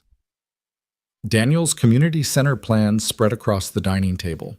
That night, after Lily was asleep, Victoria and Daniel sat on the porch, watching spring turn the world green. The garden Lily had planted was already showing shoots ambitious and fragile, but reaching toward sun. Marcus texted, Victoria said, showing him her phone. He wants me to help train the new foster kids, teach them the business side while he teaches them coffee. Full circle. More like a spiral, coming back to the same place but higher up with better perspective. Very philosophical for someone who claimed not to know anything 6 months ago. I learned from the best, a 7-year-old with a dinosaur obsession and a certainty that storms make things grow. Daniel pulled her closer, and she let herself be pulled. Let herself rest against someone else's strength. Let herself be held without having to hold everything together. Tell me about the community center, she said. The real dream, not the practical version. So he did painting pictures with words of a place where kids like Tommy could learn trades, where people like Marcus could teach what they knew, where art and commerce and community could intersect, where Lily could run dinosaur camps and Victoria could teach business skills, and everyone could build something that mattered. It sounds expensive, Victoria said when he finished. It sounds impossible. Good thing I know a lot about making impossible things happen. Bad thing is, I only know how to do it with money and force. Good thing you're learning new ways. Victoria's phone buzzed. Marcus again. Mom, thank you for tonight, for Tommy, for showing up, for staying, for becoming who you are now. I forgive you for who you were then completely. Finally, it's time. She showed Daniel through tears that came sudden and overwhelming. It's time, she repeated. He forgives me. More importantly, you can forgive yourself now. Can I, 61 years of wrong choices fixed in 6 months of right ones, not fixed, balanced, transformed, made into fertilizer for whatever comes next, like Snowman Marcus becoming grass food. Exactly like that. They sat until the night grew cold, then went inside to the warmth of the house that had taught Victoria what home meant. She checked on Lily, sleeping surrounded by dinosaurs and dreams. She straightened the plans for the community center. She set the coffee maker for morning, though she'd be at Marcus's shop before it brewed. Stay, Daniel said from the bedroom doorway. Not tonight, that was already decided. But stay, period. Stay always. Stay in this life they were building from the wreckage of other lives. I'm staying, Victoria confirmed. No more apartment. No more pretending this is temporary. I'm staying. Even when it's hard. Especially then. That's when staying matters most. That night, lying beside Daniel in the bed that had been Sarah's but was becoming theirs, Victoria thought about time, how she'd wasted so much of it, how little might be left, how the only time that mattered was the present, this moment, this choice to stay. Her phone showed 11:47, 13 minutes until tomorrow, 13 minutes until another day of chances to get it right, or at least less wrong. "What are you thinking about?" Daniel asked in the darkness. "Tomorrow. Marcus is teaching me latte art. I'm going to be terrible at it." "Perfect. Lily needs to see you fail at something new. She's starting to think you're actually magic." "Aren't I? I turned a billionaire into a grandmother who plants tomatoes." "That's not magic. That's just becoming yourself." After 61 years, better late than never. Better late than alone. The clock turned to midnight. Tuesday. 5 a.m. would come soon, and with it, Marcus and coffee and the continuing education of Victoria Langford, who was learning that the most important things couldn't be bought or sold or negotiated. They could only be received like grace, like forgiveness, like love from a 7-year-old who thought dinosaurs solved everything. "I love you," she said to the darkness, to Daniel, to the universe that had crashed her into a tree to save her life. "I love you too, Storm," Daniel replied. "Now go to sleep. You have coffee to learn, and a life to live, and a family to love. Tomorrow's going to be beautiful." And it was. Spring deepened into summer, and the garden Lily had planted grew wild and ambitious. The sunflowers reached toward sky, the tomatoes heavy on their vines. The community center moved from dream to blueprint to foundation poured. Tommy started his job but kept his Saturday shifts teaching newer kids what Marcus had taught him. The foster program grew funded by Victoria's money, but built on Marcus's patience and Daniel's practicality, and somehow always Lily's dinosaur facts, making everything better. Emma's pregnancy progressed, and Victoria found herself at every appointment, every milestone, every moment Marcus would allow. She learned about ultrasounds and morning sickness and the way her son's face transformed when he looked at the grainy image of his child. "We want you in the delivery room," Emma said one afternoon. All of them gathered for Sunday dinner at what was now officially Victoria and Daniel's house. "If you want to be there." "You want me there for the birth." "You're the grandmother, Grandma Storm. Where else would you be?" Victoria cried. Then the kind of tears that washed things clean. Marcus reached over, taking her hand, and she felt the circuit complete the family she'd broken, rebuilt in a new configuration, stronger for having been tested. "It's a girl," Marcus said quietly. "We found out yesterday." "A girl," Victoria breathed. "What will you name her?" "Sarah," Emma said. "Sarah Lily Victoria, for all the women who taught us how to love." Lily, who'd been suspiciously quiet, exploded. "Sarah like Mommy, and Lily like me, and Victoria like Storm." She turned to Daniel. "Daddy, the baby's going to have all our names. That means she's all of ours, right?" "Right, monster. All of ours." And she was. When Sarah Lily Victoria arrived on a November morning, screaming and perfect and absolutely certain of her place in the world, she had a crowd waiting.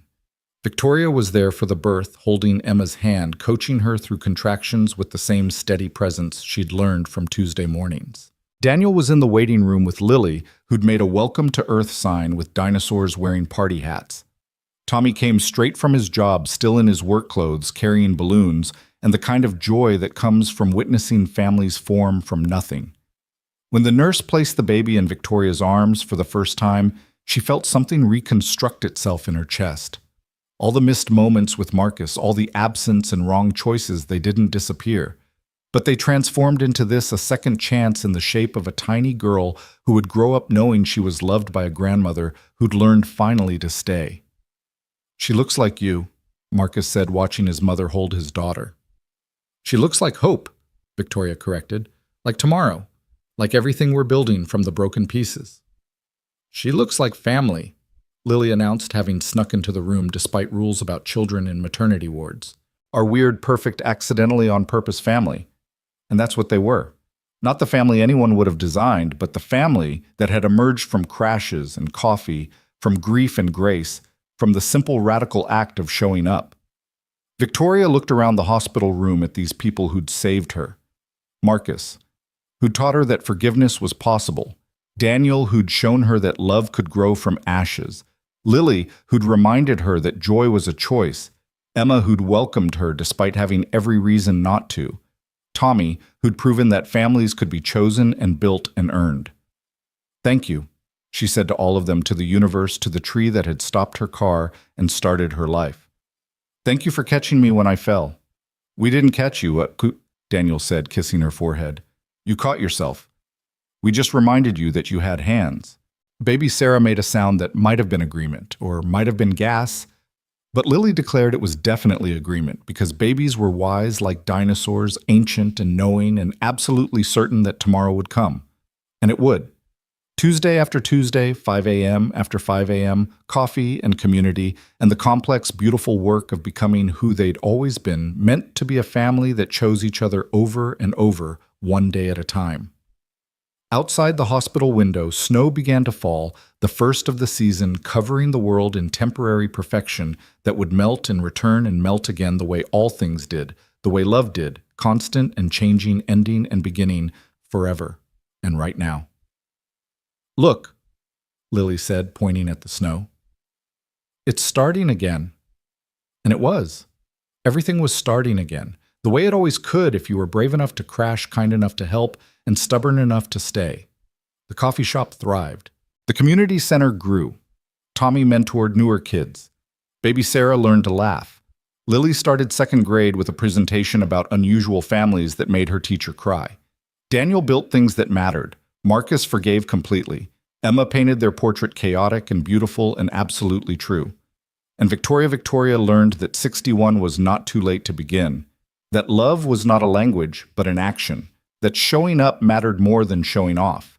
That coffee at 5 a.m. with your son was worth more than all the deals in Singapore. She learned that storms did make things grow. She learned to stay.